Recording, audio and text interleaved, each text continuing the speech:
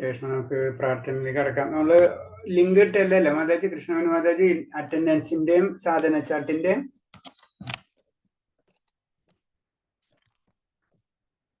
രേഷ്മ മാതാജി വന്നിട്ടില്ലേ? ഓക്കെ, മാതാജി വരുമ്പോൾ നോക്കാം. നമുക്ക് പ്രാർത്ഥിക്കാം. ഓം നമോ ഭഗവതേ വാസുദേവായ. ഓം നമോ ഭഗവതേ വാസുദേവായ. ഓം നമോ ഭഗവതേ വാസുദേവായ. ഓം നമോ ഭഗവതേ വാസുദേവായ. നാരായണം നമസ്കൃത്യം നരം ചൈവ നരോത്തമം ദേവീം സരസ്വതിം വ്യാസം തതോ ജയമുദിരയേത് നഷ്ടപ്രായേഷു ഭദ്രേഷു നിത്യം ഭാഗവത സേവയാ. ഭാഗവതി ഉത്തമ ശ്ലോകേ ഭക്തിർഭവതി നഷ്ടകി മൂകം കരോതി വാചാലം പങ്കും ലംഘയതേ ഗിരി യത്കൃപതമഹം വന്ദേ പരമാനന്ദമാധവം ശ്രീഗുരുദീനധാരിണം ശ്രീചൈതന്യമീശ്വരം ഓജ്ഞാനതിമിരാന്തസ്യ ജ്ഞാനാഞ്ജലശലാകയാ ചക്ഷുർമിലിതം യേന തസ്മൈ ശ്രീഗുരുവേ നമഃ. ശ്രീചൈതന്യം മനോഭിഷ്ടം സ്ഥാപിതം യേന ഭൂതലേ സ്വയം രൂപകഥാമഹ്യം തഥാ ദിശഭാന്തികം വന്ദേഹം ശ്രീഗുരു ശ്രീയുതപദകമലം ശ്രീഗുരും വൈഷ്ണവാംശ ശ്രീരൂപം സാഗരജാതം സഹന രഘുനാഥാനിതം തം സജീവം സാദൈവം സാവധൂതം പരിജനശ്രീതം കൃഷ്ണചൈതന്യദേവം ശ്രീരാധാകൃഷ്ണപാദാൻ സഹനലളിത ശ്രീവിശാഖാനിം താം സാഹേ കൃഷ്ണാകരുണാ സിന്ധോ ദീനബിന്ദോ ജഗത്പദേ ഗോപേശ ഗോപികാന്ത രാധാകാന്ത നമസ്തുതേ തപ്തകാഞ്ചന ഗൗരാംഗേ രാധേ വൃന്ദാവനേശ്വരി വൃഷഭാനുസുതേ ദേവി പ്രണമാമി ഹരിപ്രിയേ. വാഞ്ചാകൽപതരൂപേച്ഛ കൃപാ സിന്ധിഭ്യേവ പതിനാം പാവനേഭ്യോ വൈഷ്ണവേഭ്യോ നമോ നമഃ. നമോ വിഷ്ണുപാദായ കൃഷ്ണപ്രേഷ്ഠായ ഭൂതലേ ശ്രീമദേ ഭക്തിവേദാന്ത സ്വാമിന്നിധി നാമിനേ. നമസ്തേ സാരസദേവേ ഗൗരവാണി പ്രചാരിണേ നിർവിശേഷ ശൂന്യവാദി പാശ്ചാത്യദേശധാരിണേ. ജയ ശ്രീകൃഷ്ണ ചൈതന്യ പ്രഭു നിത്യാനന്ദ ശ്രീ അദ്വൈത ഗദാധര ശ്രീവാസാദി ഗൗരഭക്തവൃന്ദ. ഹരേ കൃഷ്ണ കൃഷ്ണ കൃഷ്ണ ഹരേ ഹരേ. ഹരേ രാമ രാമ രാമ ഹരേ ഹരേ. ഹരേ കൃഷ്ണ കൃഷ്ണ കൃഷ്ണ ഹരേ ഹരേ. ഹരേ രാമ രാമ രാമ ഹരേ ഹരേ. ഹരേ കൃഷ്ണ കൃഷ്ണ കൃഷ്ണ ഹരേ ഹരേ. ഹരേ രാമ രാമ രാമ ഹരേ ഹരേ. ഹരേ കൃഷ്ണ. പ്രഭുപാദക്ക് ജയ, ഗുരുദേവക്ക് ജയ, അനന്തകോടി വൈഷ്ണവ ഭക്തർക്ക് ജയ. ഹരേ കൃഷ്ണ. എല്ലാവർക്കും പ്രണാമം. 29 അല്ലേ? The OnePlus OPD 230 for Sumitra.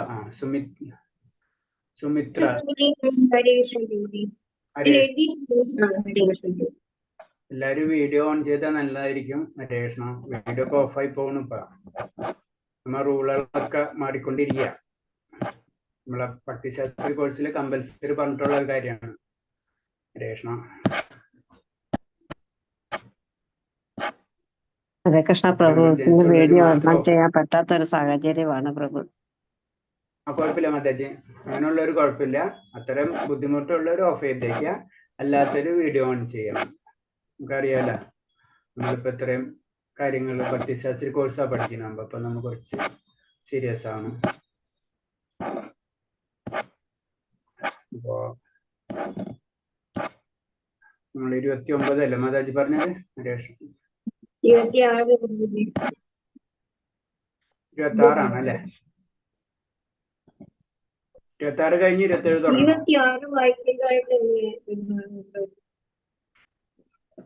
26 വായിക്കണോ? 26 കഴിഞ്ഞില്ലേ? എന്താ എനിക്ക് മനസ്സിലായില്ല മാതാജി, ക്ലിയർ ആവുന്നില്ല ശബ്ദം. എന്താ പറയണത്?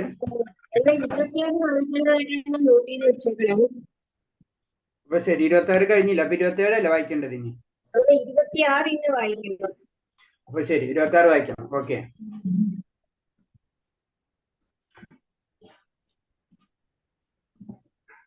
ഓക്കെ, അന്ന് സംസാരിച്ച പോലെ തോന്നുന്നു. കുഴപ്പമില്ല, നമുക്ക് റീഡ് ചെയ്യാം.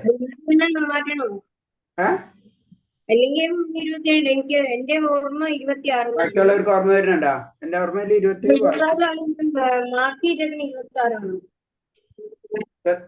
കഴിഞ്ഞോ? 26 തുടങ്ങുന്നത് രണ്ടാമത് തുടങ്ങാം. 26 എടുക്കണം.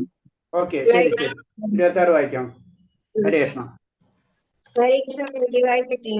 ഒരു സെക്കൻഡ്, ഒരു കാര്യം പറഞ്ഞോട്ടെ. ഞാൻ നമ്മള് ഇത് ലിങ്ക് ഇട്ടിട്ടുണ്ടാ അപ്പൊ അറ്റൻഡൻസിന്റെ?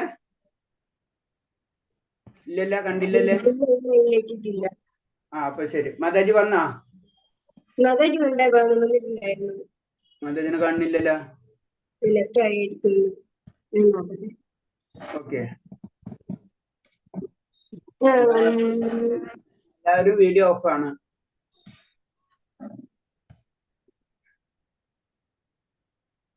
ലത മാതാജി, സുരന്ദ ചൈതന്യദാസ് പ്രഭു, കൃഷ്ണവാണി ഹരേ മാതാജി. കൃഷ്ണ പ്രഭുജി, അത് ഇപ്പൊ പുറത്തു പോയിട്ട് ഇങ്ങോട്ട് കേറുന്നേ ഉള്ളൂ, അതുകൊണ്ടാണ് ഓണാക്കാത്തത്. ശരി വീട്ടിലെത്തി. ശരി ശരി, ഹരേ കൃഷ്ണ.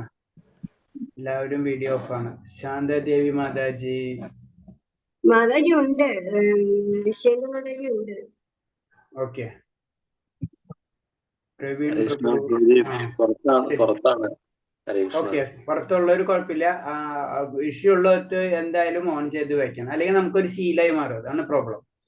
ഓഫ് ചെയ്ത് തുടങ്ങിക്കഴിഞ്ഞാൽ പിന്നെ നമ്മൾ ഓൺ ചെയ്യില്ല. ഓക്കെ, നമുക്ക് ശ്ലോകം തുടങ്ങി. 26ാമത്തെ ശ്ലോകം. ഹരേ കൃഷ്ണ. പത്രം ഫലം തോയം യുവേ ഭക്ത്യാപ്രേച്ഛതി തദഹം ഭക്തുപസ്മരാമി പ്രേതാത്മനഃ. സ്നേഹത്തോടും ഭക്തിയോടും കൂടി ഒരാൾ എനിക്ക് അർപ്പിക്കുന്നത് എന്തും ഇലയോ പുഷ്പമോ ഫലമോ ജലമോ ആകട്ടെ, ഞാൻ അത് സ്വീകരിക്കും. ഹരേ കൃഷ്ണ. ഹരേ കൃഷ്ണ. അപ്പൊ ഈ ശ്ലോകം നമ്മളെ സംബന്ധിച്ച്, ഭക്തരെ സംബന്ധിച്ച് ഏറ്റവും ഇമ്പോർട്ടന്റ് ആയിട്ടുള്ള ഒരു ശ്ലോകമാണ് അല്ലെ. ഭഗവതില് ഭഗവാൻ എന്താ ഭഗവാൻ അർപ്പിക്കേണ്ടത്, എങ്ങനെ അർപ്പിക്കേണ്ടതെന്ന് പറഞ്ഞു തരുന്ന ശ്ലോകമാണ്. ഇതാണ് ശരിക്കും ഇതിന്റെ കീൻ. നമ്മളെ 9ാം അധ്യായം എന്ന് പറയുമ്പോൾ ഏറ്റവും ഇമ്പോർട്ടന്റ്, അത് 18ാം അധ്യായത്തിന്റെ സെന്ററിലാണ് വരുന്നത്, 9 അല്ലെ.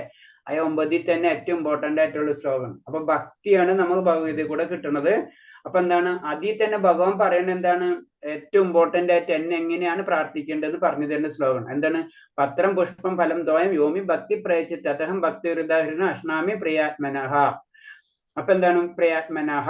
സ്നേഹത്തോടും ഭക്തിയോടും കൂടി ഒരാൾ എനിക്ക് അർപ്പിക്കുന്നത്. അപ്പൊ സ്നേഹത്തോടും ഭക്തിയോടും കൂടി ആയിരിക്കണം നമ്മൾ എന്ത് കാര്യം ഭഗവാനെ അർപ്പിക്കേണ്ടത്. അല്ലാന്ന് ഒരു കാര്യമില്ല എന്നാ പറയുന്നത്.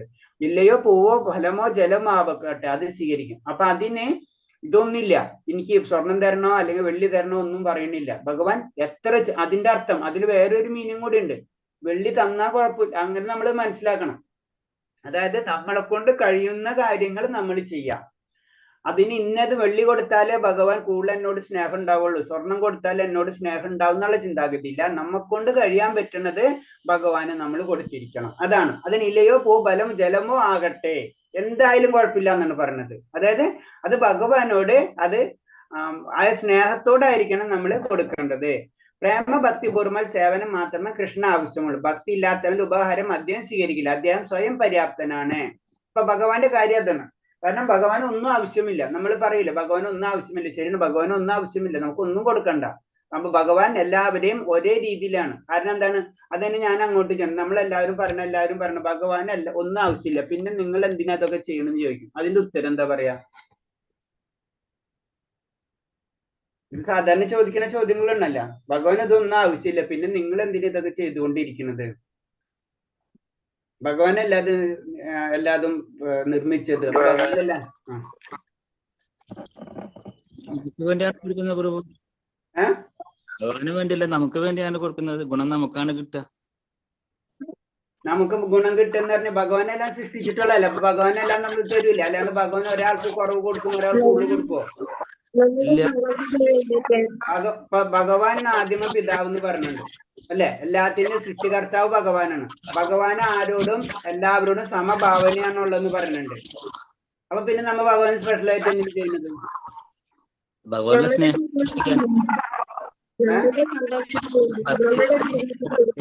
മ്യൂട്ട് ചെയ്തിട്ടെ, ആരോ ഡിസ്റ്റർബ് ആവുന്നുണ്ട്. ഞാനൊന്ന് ഓരോരുത്തരും പറഞ്ഞിരുന്നു.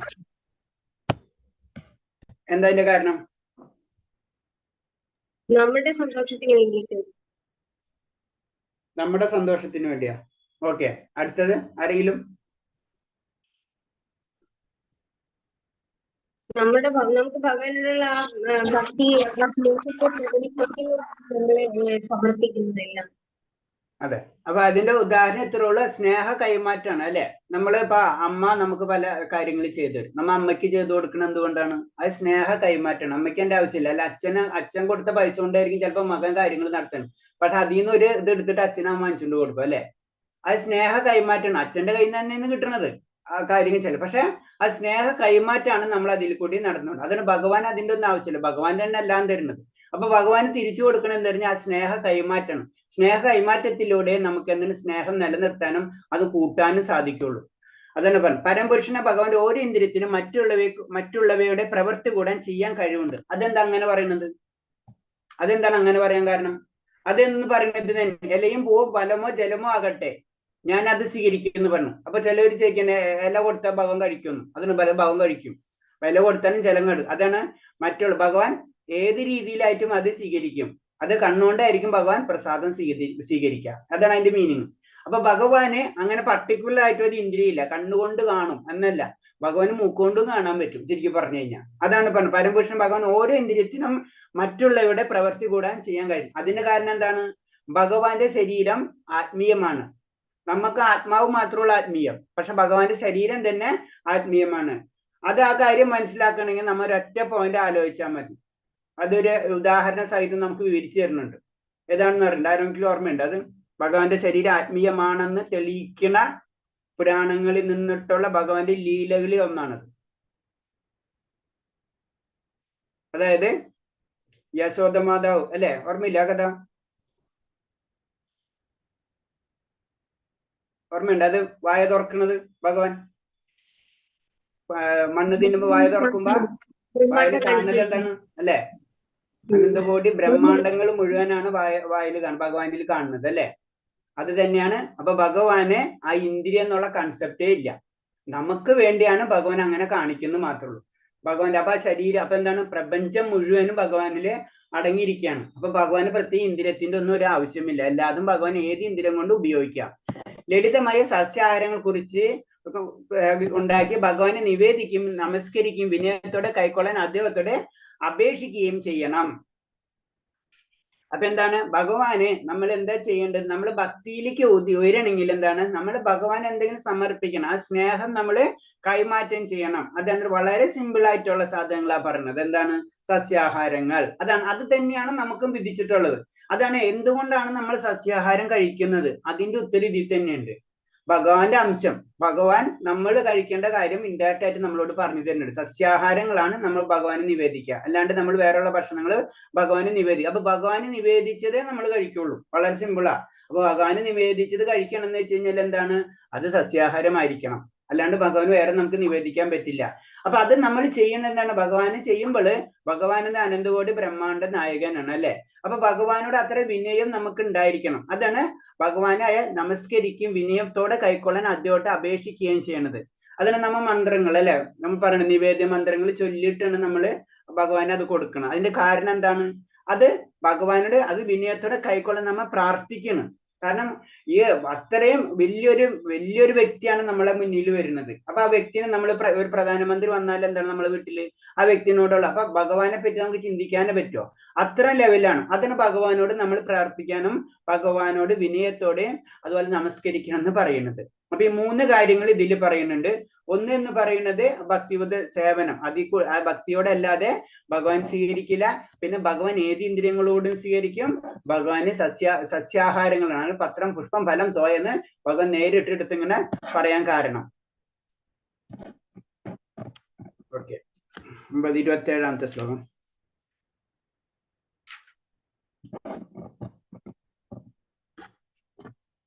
ശ്ലോകം വായിച്ചോളൂ. ഹരേ കൃഷ്ണ. യത് കരോസി യദസ്നാസി യജ്ജുയോസി ദദാസി യത് തൽപസ്യാസി കൗന്ദേയ തൽപുരുഷം മദർപ്പണം. നീ എന്ത് ചെയ്യുന്നുവോ, എന്ത് നിവേദിക്കുന്നുവോ, ഭക്ഷിക്കുന്നുവോ, എന്ത് ദാനം ചെയ്യുന്നുവോ, എന്ത് തപശ്ചര്യകൾ അനുഷ്ഠിക്കുന്നുവോ കുന്തിപുത്ര, അതെല്ലാം എനിക്ക് അർപ്പിക്കുന്നത് കൊണ്ട് എനിക്ക് അർപ്പിച്ചുകൊണ്ട് ചെയ്യുക. ഹരേ കൃഷ്ണ. ഹരേ കൃഷ്ണ. അപ്പൊ ഇതിൽ യത് കരോഷി യദശ്നാസി യജുഹോഷി തദാസി യത് തപസ്യ കൗന്ദയ തത്കുരുഷ മദർപ്പണം. നീ എന്ത് ചെയ്യുന്നുവോ, എന്ത് നിവേദിക്കുമോ, ഭക്ഷിക്കുന്നുവോ, എന്ത് ദാനം ചെയ്യുന്നു, എന്ത് തപസ്സുകൾ അനുഷ്ഠിക്കുന്നുവോ കുന്തിപുത്ര, അതെല്ലാം എനിക്ക് അർപ്പിച്ചുകൊണ്ട് ചെയ്യണം. അപ്പൊ ഭക്തിയുടെ പരമകാഷ്ഠ എന്ന് പറയുന്നത് ഇതാണ്. എന്ത് ചെയ്യുന്നുവോ അതെന്താണ് ഭഗവാന് വേണ്ടിയായിരിക്കണം നമ്മൾ ചെയ്യേണ്ടത്. നമ്മൾ എന്ത് നിവേദിക്കുന്നു, ഭക്ഷിക്കുന്നത്, എല്ലാതും ഭഗവാനിൽ അർപ്പിച്ചിരിക്കുകയാണ് നമ്മളെ കാര്യങ്ങൾ. അതാണ് ആചാര്യന്മാരെ പ്രത്യേകം. അവരുടെ ജീവിതവും അവരുടെ സംസാരവും അവരുടെ ചിന്താഗതിയും അത് മുഴുവനും ഭഗവാനിൽ അർപ്പിച്ചവര്, അവരാണ് ശരിക്കും ഭക്തെന്ന് നമ്മൾ പറയുന്നത്.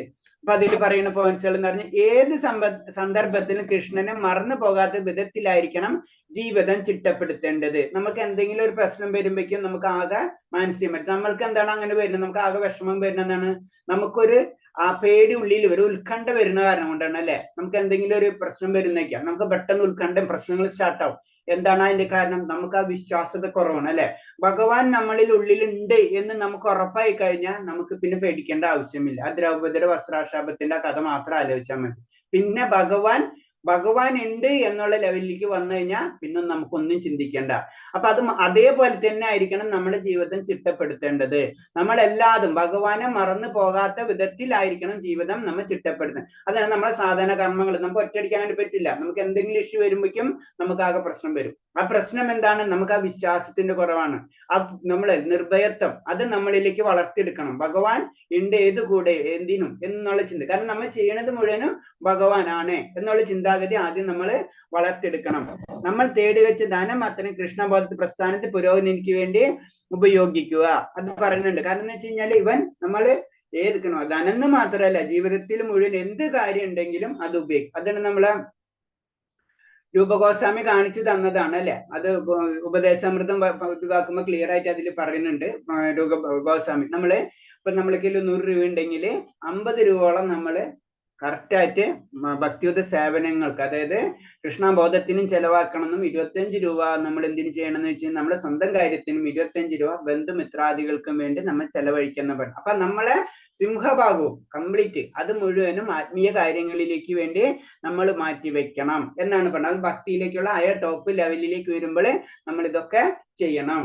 അപ്പൊ അതാണ് വളരെ ഇമ്പോർട്ടന്റ് ആണ്. നമ്മൾ കൃഷ്ണബോധത്തിലേക്ക് നമ്മൾ ഉയരണമെങ്കിൽ നമ്മളെ എല്ലാ കാര്യവും അതിൽ ധനവും വരുന്നുണ്ട്, നമ്മളെ ബുദ്ധി വരുന്നുണ്ട് അല്ലെ. അതല്ല നമ്മൾ എപ്പോഴും ചെയ്യുന്നത്. നമ്മൾ ആത്മീയ കാര്യങ്ങൾക്ക് വേണ്ടി നമ്മളെ ബുദ്ധിയും നമ്മളെ അറിവും നമുക്ക് എല്ലാതും ഭഗവാന് വേണ്ടി ഉപയോഗിക്കുകയാണ് ചെയ്യുന്നത്. നമ്മളെ പേഴ്സണൽ കാര്യങ്ങൾ നമ്മൾ ഉപയോഗിക്കുന്നുണ്ട്, നമ്മൾ ബുദ്ധി ഉപയോഗിച്ച് നമ്മുടെ പേഴ്സണൽ കാര്യങ്ങൾ നമ്മൾ ചെയ്യുന്നുണ്ട്, നമ്മൾ ബന്ധുമിത്രാദികൾക്കും സഹായിക്കുന്നുണ്ട്. പക്ഷെ എന്താ, നമ്മളെ 50% നമ്മളെ ബുദ്ധി എവിടെ ഉപയോഗിക്കുന്ന പറയുന്നത് അത് ഭഗവാന് വേണ്ടി തന്നെ ആയിരിക്കണം നമ്മൾ ഉപയോഗിച്ച്. അങ്ങനെ നമ്മൾ ലാസ്റ്റ് 100%ലേക്ക് നമ്മൾക്ക് എത്താൻ കഴിയുള്ളൂ. പിന്നെ ഇതിൽ പറഞ്ഞത്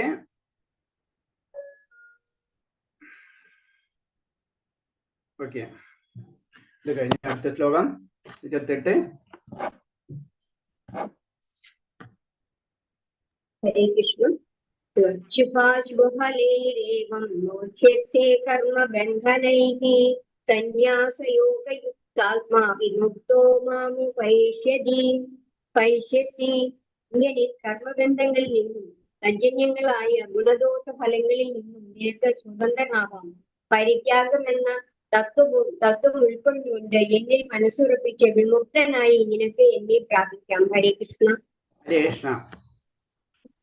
അപ്പൊ ഇങ്ങനെ ചെയ്തു കഴിഞ്ഞാൽ എങ്ങനെ, കഴിഞ്ഞ ശ്ലോകത്തിൽ പറഞ്ഞ പോലെ, കാരണം എല്ലാതും എനിക്ക് വേണ്ടി സമർപ്പിക്കുക, എന്ത് ചെയ്യുമ്പോഴും എന്നെ ഓർമ്മിക്കുക.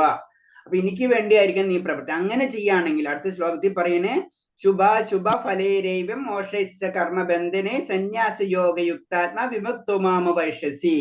ഇങ്ങനെ കർമ്മബന്ധനങ്ങളിൽ നിന്നും തജ്ജനങ്ങളായ ഗുണദോഷങ്ങളിൽ നിന്നും നിനക്ക് സ്വതന്ത്രരാവാം. അപ്പൊ നമ്മളെല്ലാ കാര്യവും നമ്മൾ ഭഗവാനിൽ അർപ്പിച്ച് ചെയ്യുമ്പോൾ ആ കാര്യം എന്തായി മാറി? ആത്മീയത കൈവന്നു അല്ലെ. ഭഗവാൻ ടച്ച് ചെയ്തോ അതിൽ പാപമില്ലാത്തൊരവസ്ഥയിലേക്ക് കടക്കുന്നത്. ഭഗവാന്റെ കരസ്പർശോ ആത്മീയമായിട്ടുള്ള ദർശനം എന്തുണ്ടായാലും അത് പിന്നെ എന്ത് സംഭവിക്കും? അത് ആത്മീയമായിട്ടുള്ള കാര്യം. അത് വസ്തു ആയാലും അല്ലെങ്കിൽ വേറെ കർമ്മമാണെങ്കിലും അത് ആത്മീയമായിട്ടുള്ള അവസ്ഥയിലേക്ക് മാറും. അവിടെ പിന്നെ പാപങ്ങളില്ല. അതാണ് പറഞ്ഞത് അവിടെ നിനക്ക് ഗുണദോഷങ്ങളിൽ നിന്ന് മുക്തനാകാം. കാരണം ഭഗവാനോട് ചോദിച്ചിട്ടാണ് ചെയ്യണം, അല്ലെങ്കിൽ ഭഗവാന്റെ ആജ്ഞ അനുസരിച്ചാണ് ചെയ്യുന്നത്, അല്ലെങ്കിൽ ഭഗവാന് വേണ്ടിയാണ് ചെയ്യുന്നത്. ഞാൻ അതിലൊന്നും പ്രതിഫലം ഇച്ഛിക്കാതെയാണ് എല്ലാ കാര്യങ്ങളും ചെയ്യുന്നത്. അങ്ങനെ പോയി കഴിഞ്ഞാൽ നിനക്ക് ആ പാപഫലങ്ങൾ നിനക്കുണ്ടാവില്ല. കാരണം ആ പാപഫലങ്ങൾ ആര് ഏറ്റെടുത്ത്? ഭഗവാൻ ഏറ്റെടുത്ത്. അർജുനൻ എത്ര ആൾക്കാരെ വധിക്കുന്നുണ്ട്? പല ആൾക്കാരെ അർജുനൻ വധിക്കുന്നുണ്ടല്ല. അർജുനന് പാപം കിട്ടൂല. കാരണം എന്താണ്? അർജുനൻ ചെയ്യുന്നത് അർജുനൻ രാജാവാൻ വേണ്ടിയല്ല അല്ലെ. അത് ഭഗവാന്റെ ആജ്ഞകൾ ശരിക്കും സ്വീകരിക്കുക മാത്രമാണ് അർജുനൻ ചെയ്യുന്നത്. അത് തന്നെയാണ് പറഞ്ഞത്. പരിത്യാഗം എന്ന തത്വം ഉൾക്കൊണ്ട് എന്നിൽ മനസ്സും ഉറപ്പിച്ച് വിമുക്തനാവുക. അപ്പൊ അവിടെയാണ് പരിത്യാഗം എന്ന് പറഞ്ഞത്. ആ പരിത്യാഗം കൊണ്ട് ഉദ്ദേശിക്കുന്നത് എന്താണ്?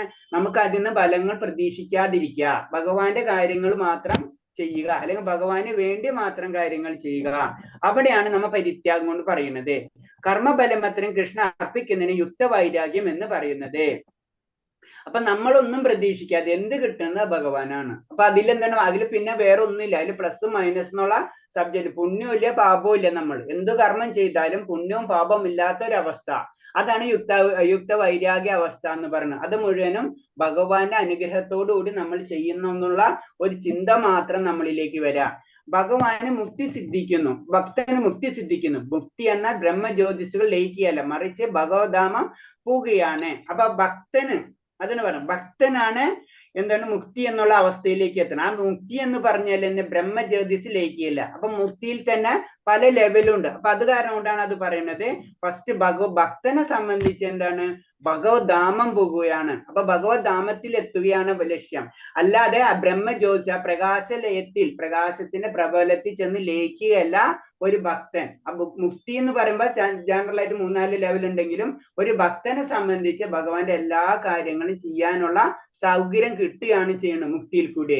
മാമ പൗഷേസി എന്ന അയാളെ പ്രാപിക്കുന്നു. മാമപൈഷ എന്നാൽ അയാളിനെ പ്രാപിക്കുന്നു. ആ ശ്ലോകത്തിൽ നിന്ന് പറയുന്നത് മാമ പൈഷസി എന്ന് പറഞ്ഞു കഴിഞ്ഞാൽ ഇങ്ങനെയുള്ള ഭക്തി. ആര്? അതിന് മുന്നത്തെ ശ്ലോകത്തിൽ പറയുന്നത് എന്ത് നിവേദിക്കുന്നോ, ഭക്ഷിക്കുന്നുവോ, ദാനം ചെയ്യുന്നുവോ, തപസ്സിൽ അനുഷ്ഠിക്കുന്നുവോ, കുന്തിപുത്രൻ അതല്ല എനിക്കായിട്ട് സമർപ്പിക്കും. അങ്ങനെ ചെയ്യുന്ന വ്യക്തി എന്ത് തന്നെ എത്തും എന്ന് പറയുന്നത്? ആ വ്യക്തി എവിടെ എത്തും? ഭഗവാന്റെ ലോകത്തിൽ. അല്ലെങ്കിൽ മാമു പൈഷസേ, മാമു പൈഷസി എന്ന് പറഞ്ഞു കഴിഞ്ഞാല് അയാൾ എന്നെ പ്രാപിക്കുന്നു. അതാണ് 28ാമത്തെ ശ്ലോകത്തിൽ പറഞ്ഞത്. അപ്പൊ മുക്തി എന്ന് പറയുമ്പോ അതിൽ തന്നെ 5 തലങ്ങൾ ഉണ്ടെന്നാണ് പറയുന്നത്. അതിൽ ആദ്യത്തെ തലം എന്ന് പറഞ്ഞാൽ സായുജ്യം, ഭഗവാനിൽ വിലയം. അതാണ് അയാൾ പ്രകാശം, ഭൗതികമായ ആത്മീയ പ്രകാശം, അവിടെ ചെന്ന് ലയിക്കുക. രണ്ടാമത്തെ സാമീപ്യം, ഭഗവാന്റെ അരികിൽ നിൽക്കുക. മൂന്നാമത്തെ സാലോക്യം, ഭഗവാന്റെ ലോകങ്ങൾ പോവുക. സാരൂപ്യം, ഭഗവാന്റെ രൂപം കിട്ടുക. ശ്രാഷ്ടം, ഭഗവാന്റേതുപോലുള്ള സമൃദ്ധി അനുഭവിക്കുക. ഈ 3 കാര്യമാണ് മുക്തിയുടെ 5 തലങ്ങൾ എന്ന് പറയുന്നത്.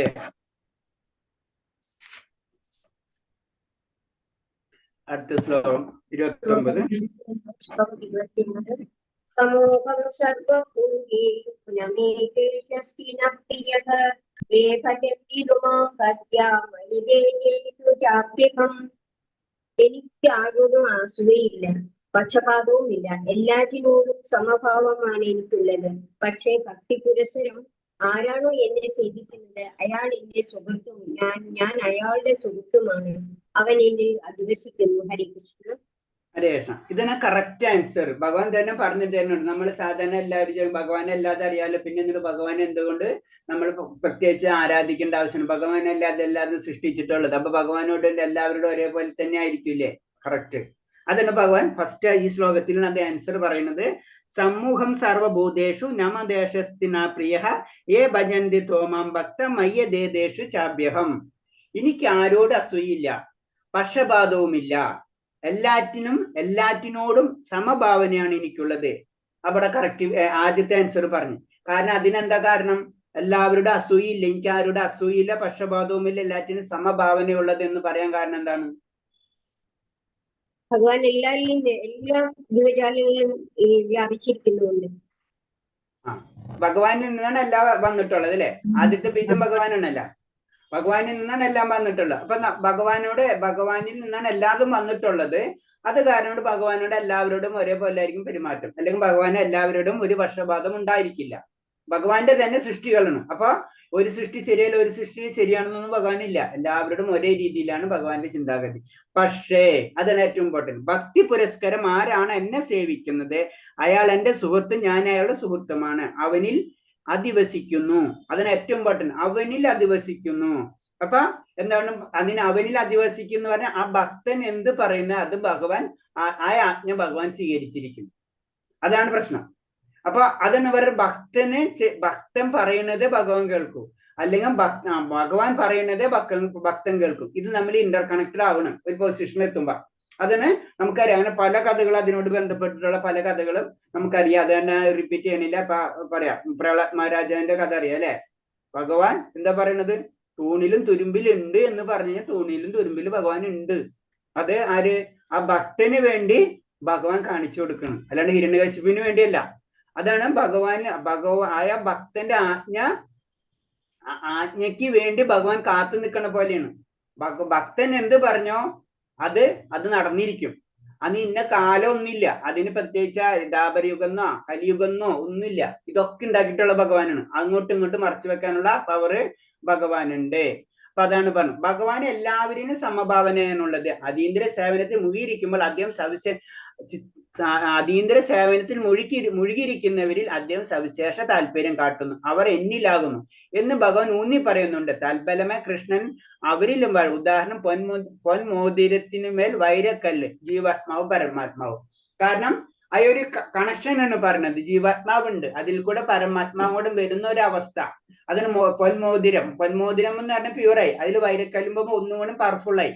അപ്പൊ രണ്ടും കൂടി എന്നുള്ള കണക്ഷൻ, അതാണ് ഭക്തന്റെ അവസ്ഥയിൽ എത്തുമ്പോൾ ആ ഭക്തനുള്ളിൽ ഭഗവാനും അല്ലെങ്കിൽ ഭഗവാന്റെ ഉള്ളിൽ ഭക്തനും ആവുന്ന ഒരു അവസ്ഥ.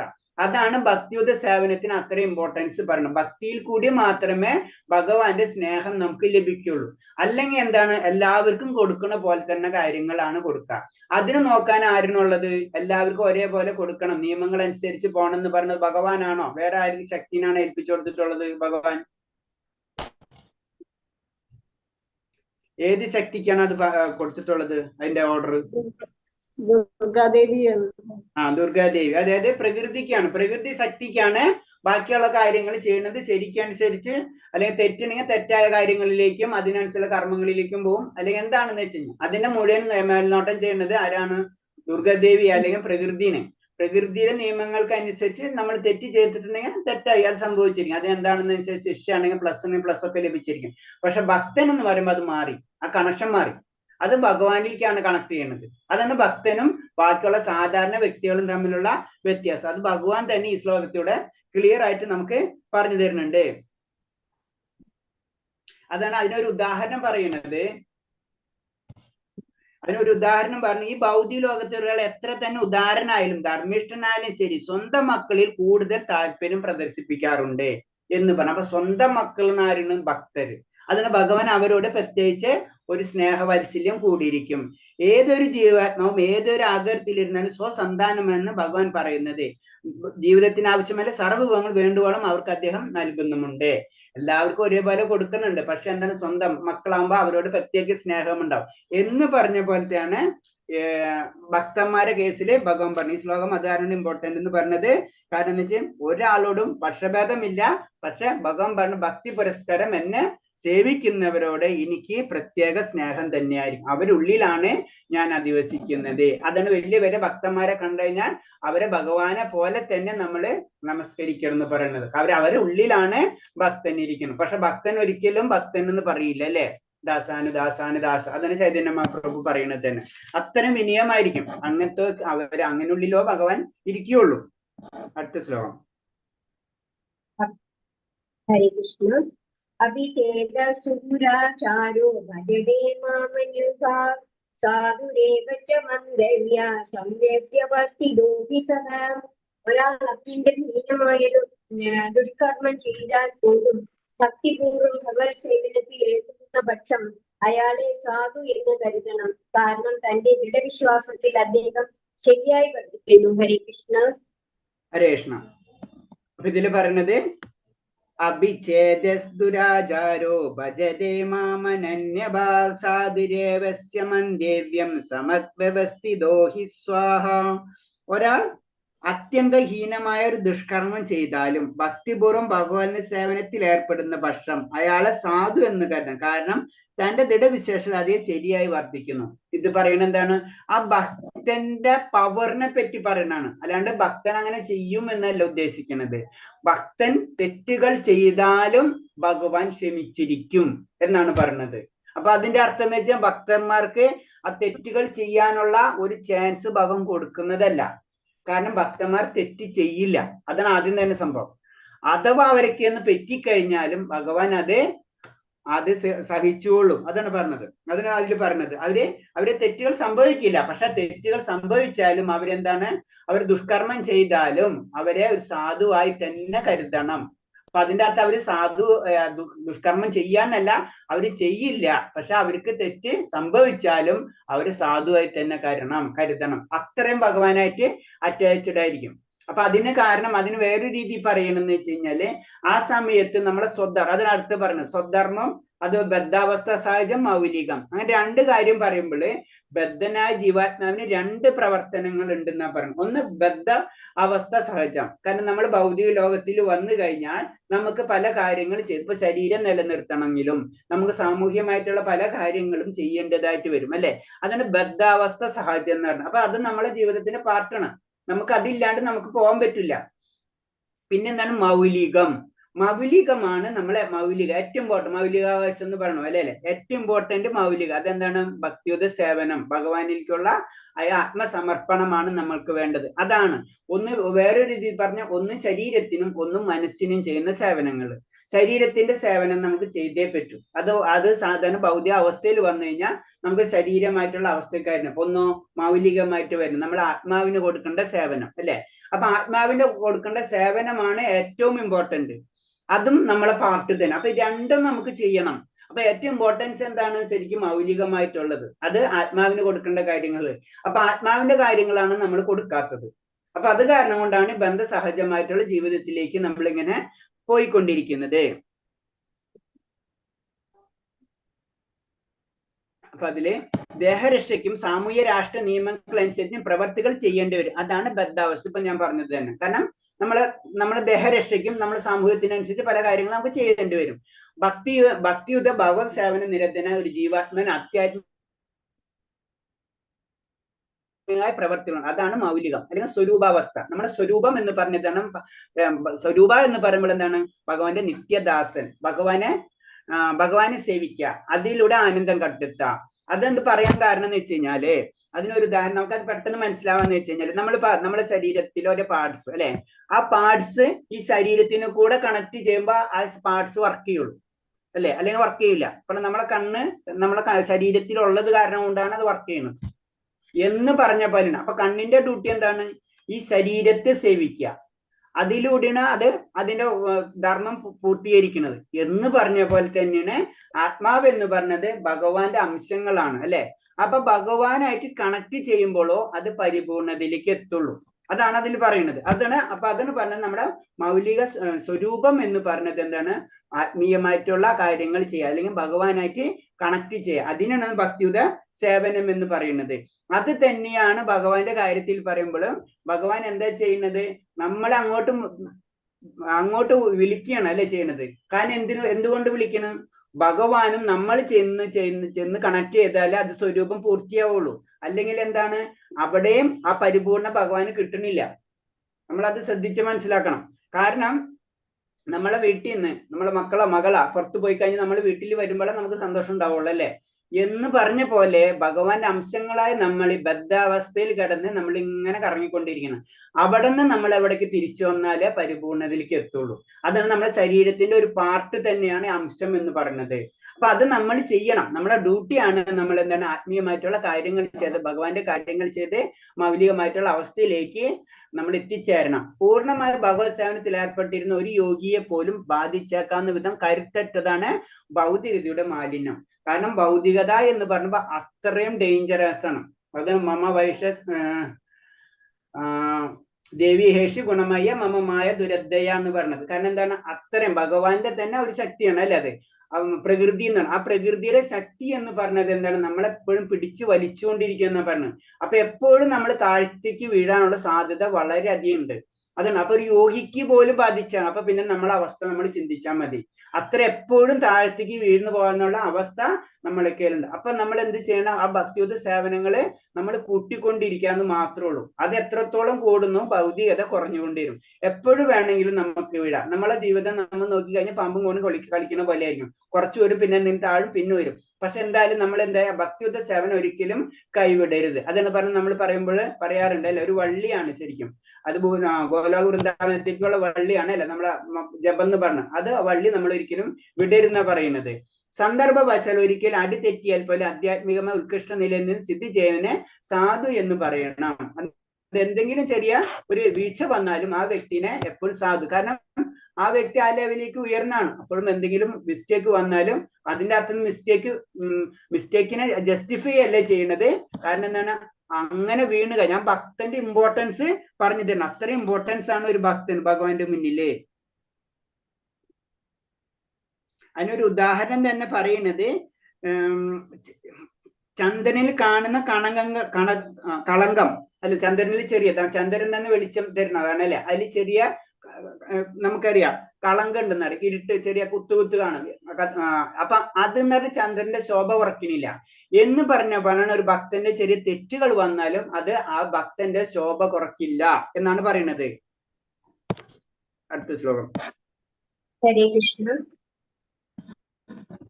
ക്ഷിപ്രം ഭവതി ധർമാജ്ഞാ ശ്വാസോച്ഛ്വാസിനി ഗച്ഛതി കൗന്ദേയ പ്രതിജാനീതി നമേ ഭക്ത പ്രണശ്യതി. അവൻ വേഗത്തിൽ ധാർമ്മികനായി തീർന്ന് ശാശ്വതമായ ശാന്തി നേടുന്നു. എന്റെ ഭക്തന് ഒരിക്കലും നാശം സംഭവിക്കുന്നില്ല എന്ന് കുന്തിപുത്ര ഉറച്ചു പ്രഖ്യാപിച്ചു. ഹരേ കൃഷ്ണ. ഹരേ കൃഷ്ണ. അപ്പൊ ക്ഷിത്രം ഭവന്തി ധർമാത്മാ ശ്വാസോച്ഛ്വാദി നിഗച്ഛതി കൗന്ദേയ പ്രതിജാനീഹി നമേ ഭക്ത പ്രണശ്യതി. അവൻ വേഗത്തിൽ ധാർമ്മികനായി തീർന്ന് ശാശ്വതമായ ശാന്തി നേടുന്നു. എന്റെ ഭക്തൻ ഒരിക്കലും നാശം സംഭവിക്കുന്നില്ല എന്ന് കുന്തിപുത്ര ഉറപ്പിച്ചു പ്രഖ്യാപിക്കുന്നു. അപ്പൊ എന്താണ് ആ ഭക്തന്റെ കാര്യം വീണ്ടും പറയണം അല്ലെ. ഭക്തൻ എന്ന് പറഞ്ഞ എന്താണെന്ന് ആദ്യം പറഞ്ഞു.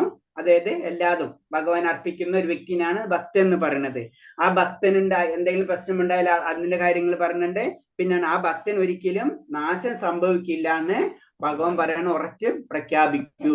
ഉത്കൃഷ്ട പദം സംഭവിച്ചു പോയാൽ വീണ്ടും വിശുദ്ധി നേടുന്നതിന് ചില പ്രായശ്ചിത്ത ക്രിയകൾ വേദങ്ങളിൽ വിധിച്ചിട്ടുണ്ട്. പക്ഷെ അത്തരം അനുഷ്ഠാനം ഭക്തിയുത സേവനത്തിന് ആവശ്യമില്ല. നമ്മൾ ആത്മീയമായിട്ട് പല കാര്യങ്ങൾ, വൈദികമായിട്ടുള്ള പല ചടങ്ങുകളുണ്ട്. പല കാര്യങ്ങൾ തെറ്റ് സംഭവിച്ച വൈദിക കർമ്മങ്ങളിൽ തെറ്റ് സംഭവിച്ചു കഴിഞ്ഞാൽ അതിന് പാശ്ചാത്യ കർമ്മങ്ങള്, പാശ്ചാത്യ ക്രിയകൾ വേദങ്ങളിൽ പറഞ്ഞിട്ടുണ്ട്. ആ പാശ്ചാത്യ ക്രിയകൾ നമ്മൾ അനുഷ്ഠിച്ചിരിക്കണം. നമ്മള് ഏതെങ്കിലും പൂജകളിലോ അങ്ങനെ എന്തെങ്കിലും ചില തെറ്റുകൾ സംഭവിച്ചു, നമുക്കറിയാം ഇപ്പോഴെ തന്നെ പല കാര്യങ്ങൾ, ആ തെറ്റുകൾ സംഭവിച്ചു കഴിഞ്ഞാൽ നമ്മള് പ്രാശ്ചിത്തം ചെയ്യും അല്ലെ.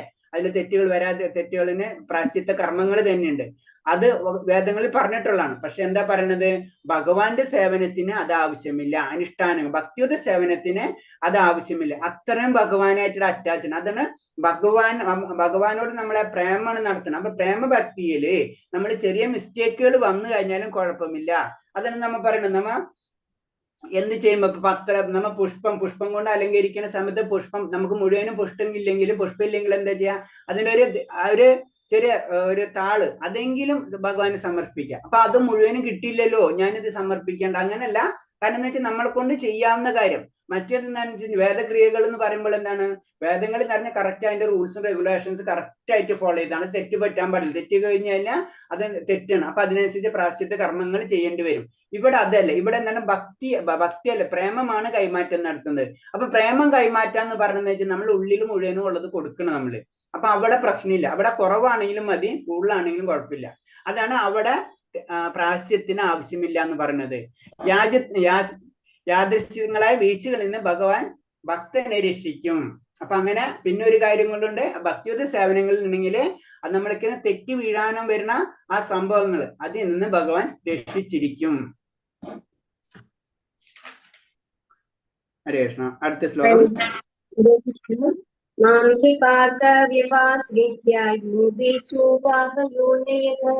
തേയോ വൈശ്യസ്തഥാ ശൂദ്രസ്തദേവീയാന്തി പരാം ഗതിം.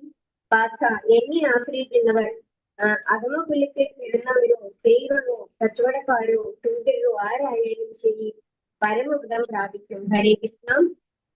ഹരേ കൃഷ്ണ. അപ്പൊ ഇതിലെ അടുത്ത് പറയുന്നത് എന്താണ്? 32ാമത്തെ പറഞ്ഞ മാം ഹി പാർത്ഥ പാപയോനയാ സ്ത്രീയോ വൈശ്യസ്ത്രശൂദ്രസ്ഥ തേബിയാന്തി പരാംഗതി. പാർത്ഥ, എന്നെ ആശ്രയിക്കുന്ന അധമുകുലത്തിൽ പിറന്നവരോ സ്ത്രീകളോ കച്ചവടക്കാരോ ശൂദ്രോ ആരായാലും ശരി പരമപദം പ്രാപിക്കും. അപ്പൊ അതിനെ ഭഗവാനെ ആശ്രയിക്കുന്നവർക്ക് അതിനെ വലിയ ക്വാളിറ്റി ഇതൊന്നും വേണ്ട.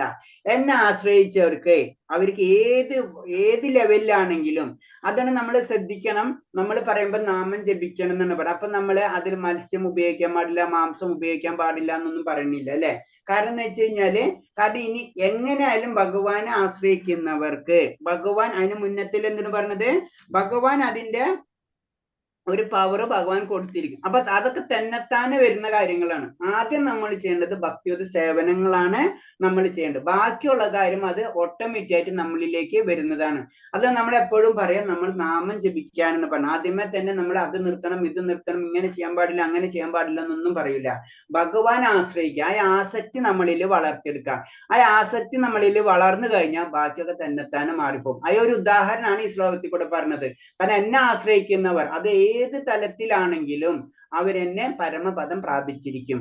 അപ്പൊ അതിലാണ് അവര് വൈശ്യരാണോ ശൂദ്രരാണോ അല്ലെങ്കിൽ വേറെ എന്തെങ്കിലും കുലത്തിൽ പറഞ്ഞവരാണോ അല്ലെങ്കിൽ ചണ്ടാലനാണോ അല്ലെങ്കിൽ ഏത് ലെവലാണെങ്കിലും കുഴപ്പമില്ല, അതൊന്നും പ്രശ്നമുള്ളല്ല. ഭഗവാനെ ആശ്രയിച്ചു കഴിഞ്ഞാൽ ആ വ്യക്തി പരമപദം പ്രാപിച്ചിരിക്കും. ഭഗവത് സേവനത്തെ സംബന്ധിച്ചോളം സാമൂഹ്യ ഉച്ചനീതി സിദ്ധി ബാധകമല്ലെന്ന് കൃഷ്ണൻ വ്യക്തമാക്കുന്നു. അപ്പൊ ഉച്ചനീതി അവസ്ഥയിൽ നിന്ന് അപ്പുറത്താണ് ഭഗവാൻ. അവിടെ ഉച്ചനീതി അവസ്ഥ ഇല്ല ഭഗവാനെ സംബന്ധിച്ച്. നമ്മളാണ് ഉച്ചനീതി സ്ഥിതിയൊക്കെ നമ്മളാണ് ഉണ്ടാക്കിയിട്ടുള്ളത്. അത് തന്നെ പറയുന്നത് ഇൻഡയറക്റ്റ് ആയിട്ട് ഭഗവാൻ പറഞ്ഞതൊക്കെ നിങ്ങളുടെ കയ്യിലുള്ള കാര്യങ്ങൾ. എന്നെ സംബന്ധിച്ച് ഇതൊന്നും സബ്ജക്റ്റ് അല്ല. ഉച്ചനീചോ സ്ത്രീയോ പുരുഷനോ നിങ്ങൾ പറഞ്ഞ ശൂദ്രനോ ആരായാലും ഇതൊന്നും ഒരു ബന്ധമില്ല.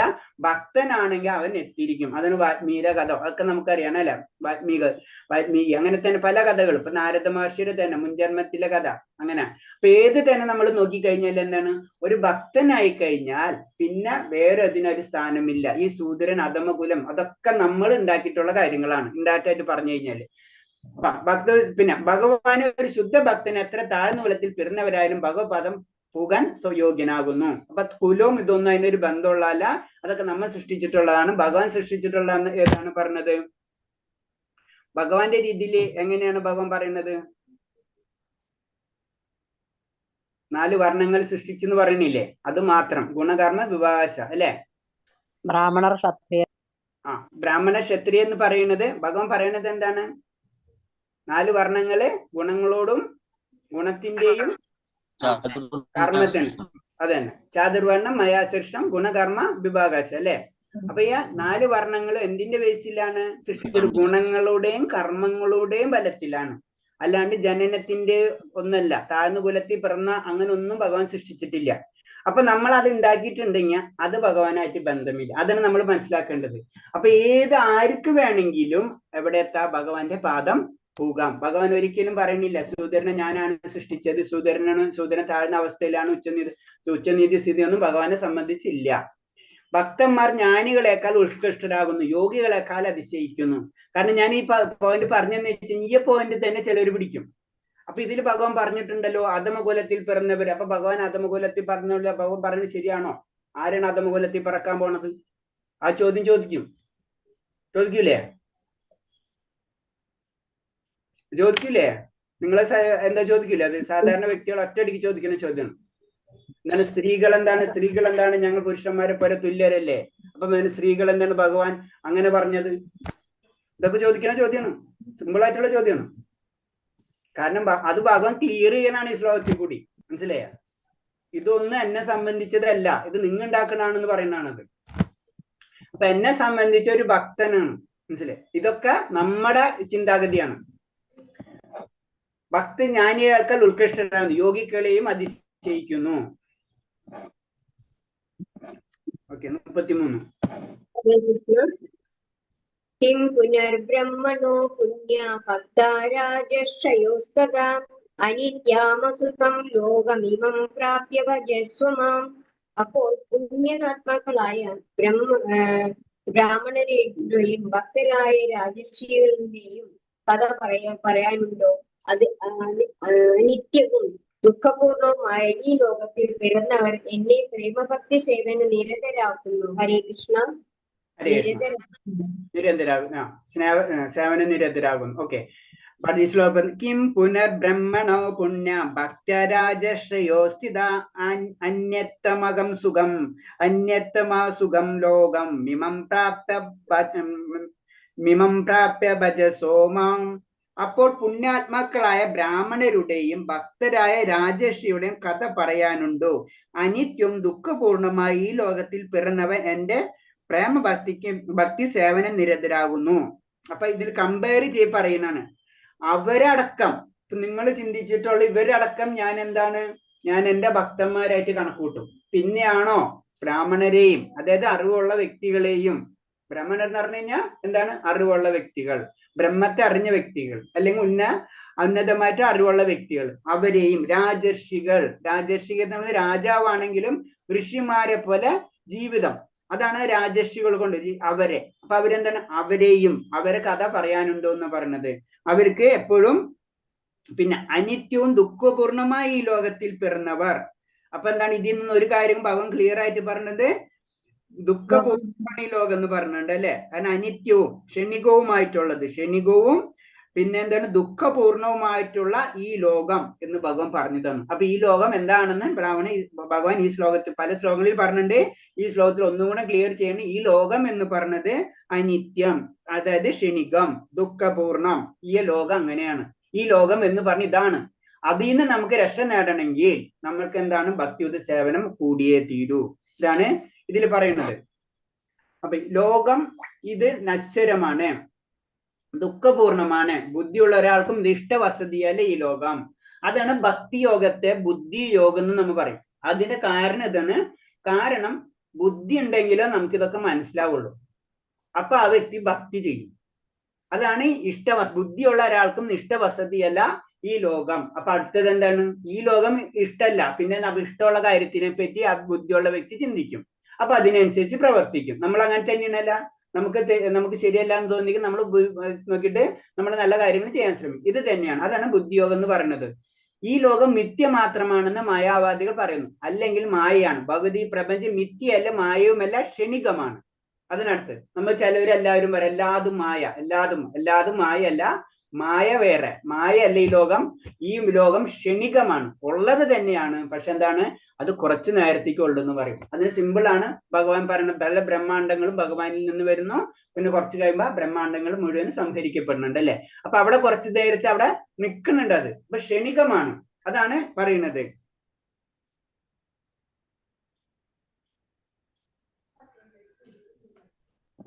ഓക്കെ. അപ്പൊ നിത്യം, അത് ശ്രദ്ധിക്കണം. നിത്യം എന്നാണ് ഇതിൽ ശ്ലോകത്തിൽ പറഞ്ഞത്. നിത്യം എന്ന് പറഞ്ഞാൽ അനിത്യം എന്ന് പറഞ്ഞാൽ ക്ഷണികം. അപ്പൊ ക്ഷണികമാണെന്നാണ് പറയുന്നത് ഈ ലോകം. അടുത്ത ശ്ലോകം 34. കൃഷ്ണ. മന്മനാമഭക്തോ മദ്യാദിമാം നമസ്കുരു മാമേ വൈശ്യസി യുക്തൈവ മാത്മാനം മത്പരായണഃ. എന്നിൽ മനസ്സുറപ്പിക്കുക, ഭക്തനാവുക, എന്നെ ആരാധിക്കുകയും പ്രണമിക്കുകയും ചെയ്യുക. എന്നിൽ തന്നെ പൂർണ്ണമായി മുഴുകിയിരിക്കുന്നത് കൊണ്ട് നീ തീർച്ചയായും എന്നെ പ്രാപിക്കും. ഹരേ കൃഷ്ണ. ഹരേ കൃഷ്ണ. മന്മനാ ഭവ ഭക്തോ മദ്യാച്ചിനോ ഭവ നമസ്കരു മാമ വൈശ്യസി യുക്തേമ ആത്മന മത്പരായണ.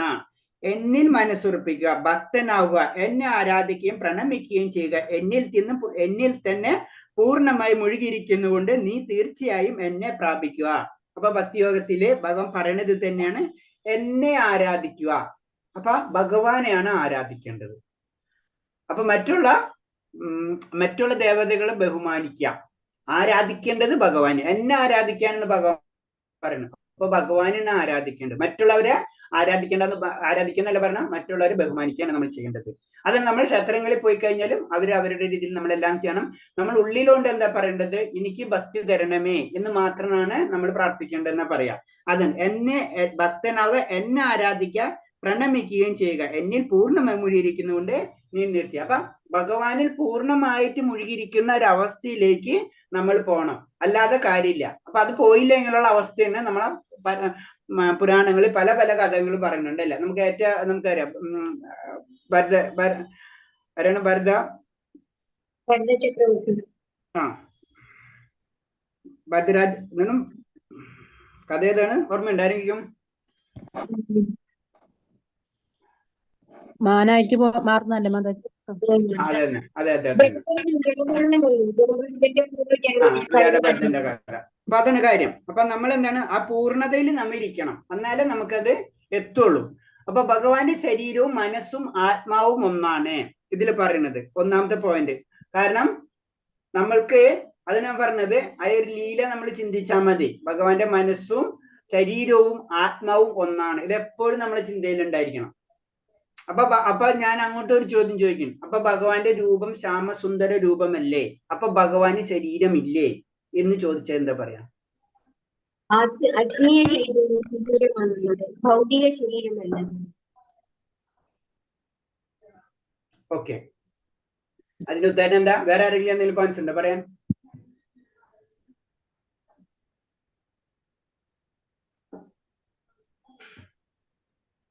ഭഗവാന്റെ യഥാർത്ഥ ശരീരം അതാണ്. ഗോലോക ബന്ധാനത്തിലും ഇവിടെ വരുന്നത് എല്ലാം ഒരേ ശരീരം തന്നെയാണ്. അത് ശരീരം മാറുന്നില്ല, നമ്മുടെ ശരീരങ്ങളാണ് മാറുന്നത്. കേൾക്കുന്നില്ലേ പ്രഭു? ആ കേൾക്കുന്നുണ്ട്, കേൾക്കുന്നുണ്ട്. ആ വേറെ ആരും മാതാജി പറഞ്ഞില്ല, ഇനി വേറെ ആരെങ്കിലും പറയുന്നു? മാതാജിയുടെ പോയിന്റ്സ് മാതാജി പറഞ്ഞു. അടുത്ത ആരാ? വീഡിയോ ഓഫ് ചെയ്തിരിക്കുന്ന ആരാ? ഹരേഷ്ണ. Okay,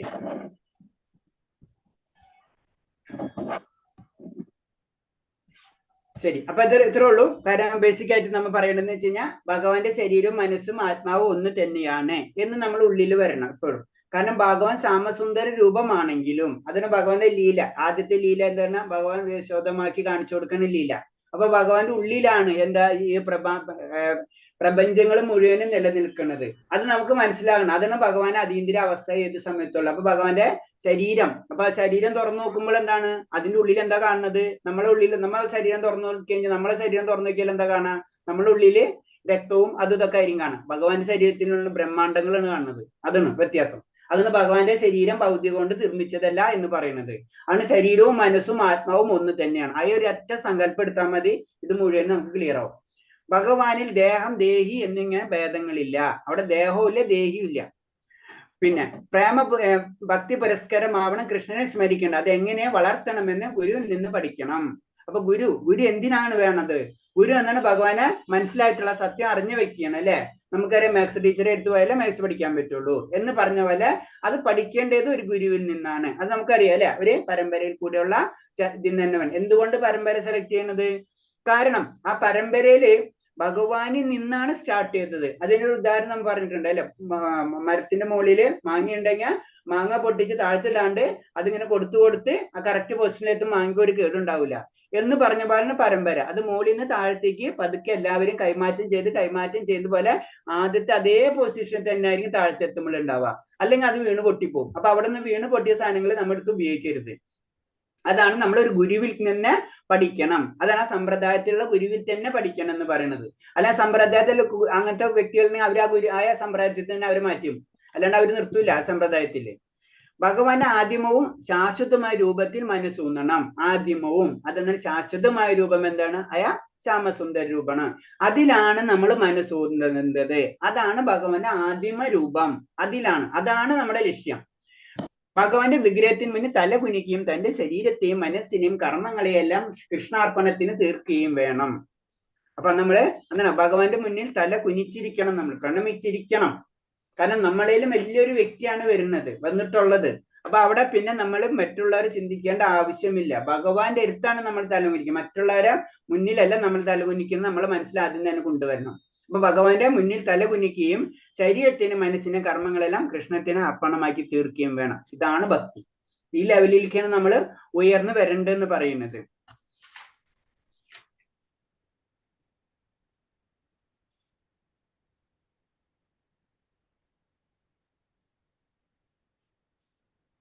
okay, Harikrishna. ഇത്തരം പറഞ്ഞതിൽ എന്തെങ്കിലും ഇപ്പൊ ഡൗട്ട് ഉണ്ടെങ്കിൽ ചോദിക്കാം. നമ്മൾ 26 തൊട്ടല്ലേ, 26 ഏറ്റവും ഇമ്പോർട്ടന്റ് ആയിട്ട് ശ്ലോകമാണ് 26. 9 26 പത്രം പുഷ്പം ഫലന്തോയം യോമ്യം ഭക്തി പ്രയച്ചത് തഥാം ഭക്തി യുദ്ധകൃഷ്ണ അഷ്ണാമ പ്രിയ. അല്ലാതെ അത് നമുക്കറിയാവുന്നതാണ് സാധാരണ രീതിയിൽ. പിന്നെന്താണ്, എന്ത് ചെയ്യുമ്പോഴും ഭഗവാനെ സമർപ്പിച്ച് ചെയ്യണം. അതാണ് അടുത്തത്. ഭക്തനെ സംബന്ധിച്ചുള്ള കാര്യങ്ങളാണ് ചെയ്യണത്. പിന്നെ ഭഗവാൻ ആരോടും പക്ഷപാതങ്ങളൊന്നുമില്ല. പക്ഷെ എന്നാൽ ഭക്തി പരസ്പരം ആരാണ് ആരാധിക്കുന്നത് അവരോട് ഭഗവാന് പക്ഷപാതം ഉണ്ട്.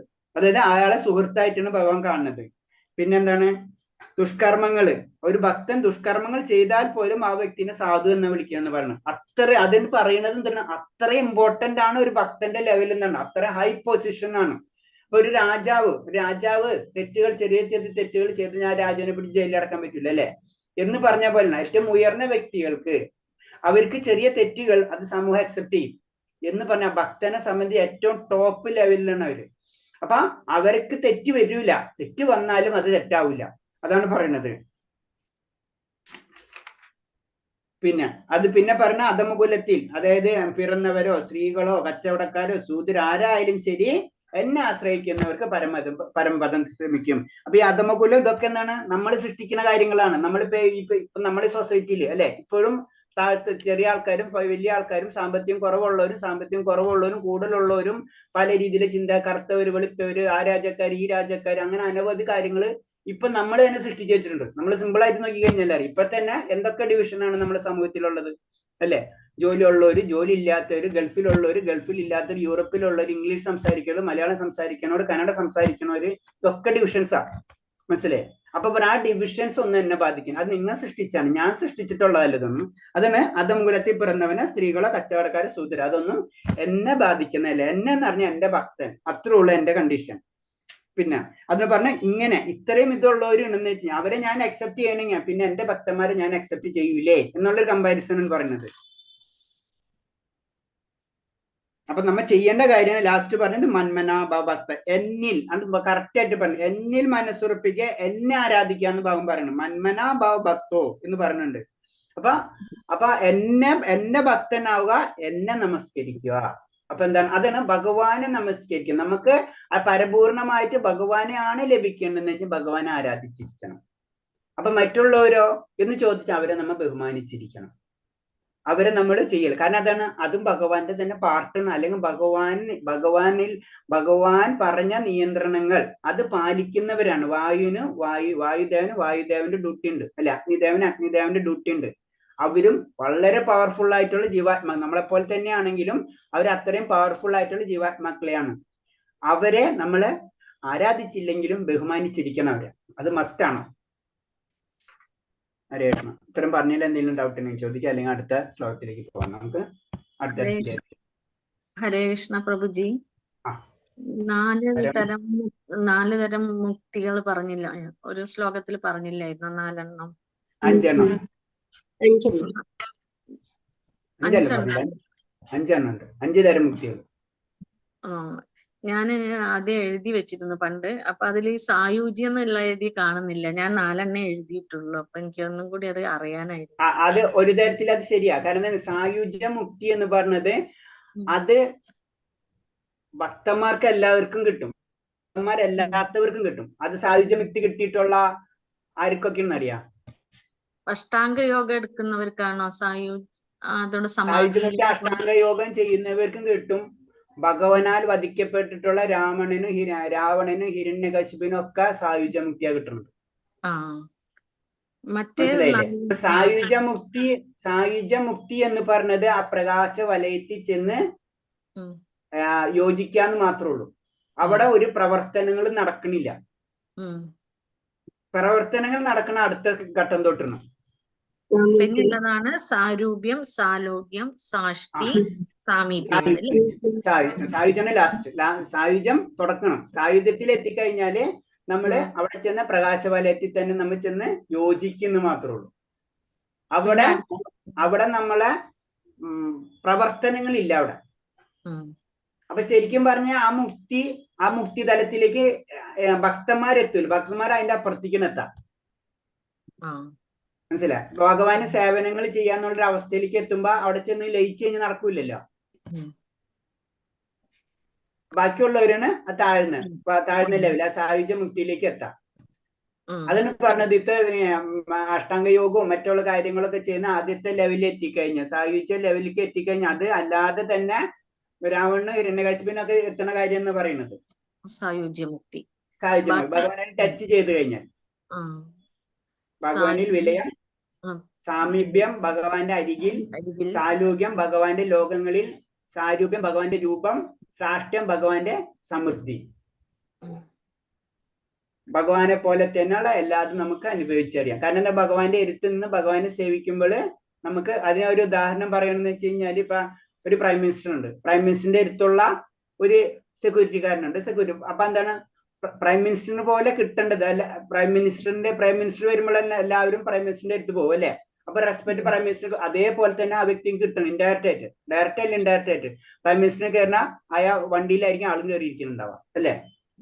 അതിന് അതേപോലത്തുള്ള ആ അവസ്ഥ കിട്ടുന്ന പറയുന്നത്. ക്ലിയർ ആയില്ല മാതാജി? ഒരു മിനിറ്റ് അത് കാട്ടിയ ഓക്കെ, അതെ.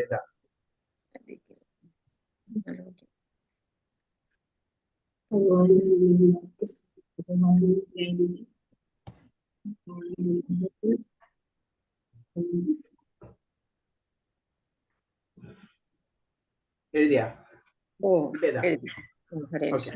ഹരേഷ് അല്ല, ഇതിൽ തന്നെ പറഞ്ഞിട്ടുണ്ട് ഭക്തന് മുക്തി സിദ്ധിക്കുന്നു. മുക്തി എന്നാൽ ബ്രഹ്മജ്യോതിസ് ലയിക്കുകയല്ല, മറിച്ച് ഭഗവതാം പൂവുകയാണ്. അതാണ് വ്യത്യാസം. അപ്പൊ ആദ്യത്തിന് വിലയം, ഭക്തൻ അതിന്റെ അപ്പുറത്തേക്കാണ് കടക്കുക.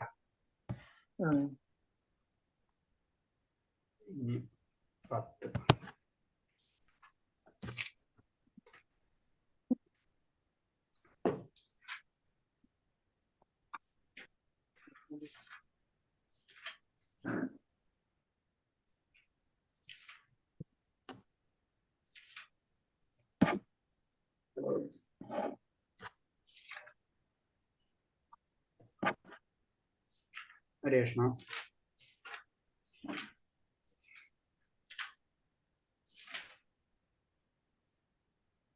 അടുത്ത അധ്യായം വിഭൂതി യോഗം. വിഭൂതി യോഗം അധ്യായം 10 വിഭൂതി യോഗം. വിഭൂതി യോഗം. വിഭൂതി യോഗം എന്ന് പറയുമ്പോ എന്താണ്, വിഭൂതി എന്ന് പറയുമ്പോ എന്താണ് ഉദ്ദേശിക്കുന്നത്?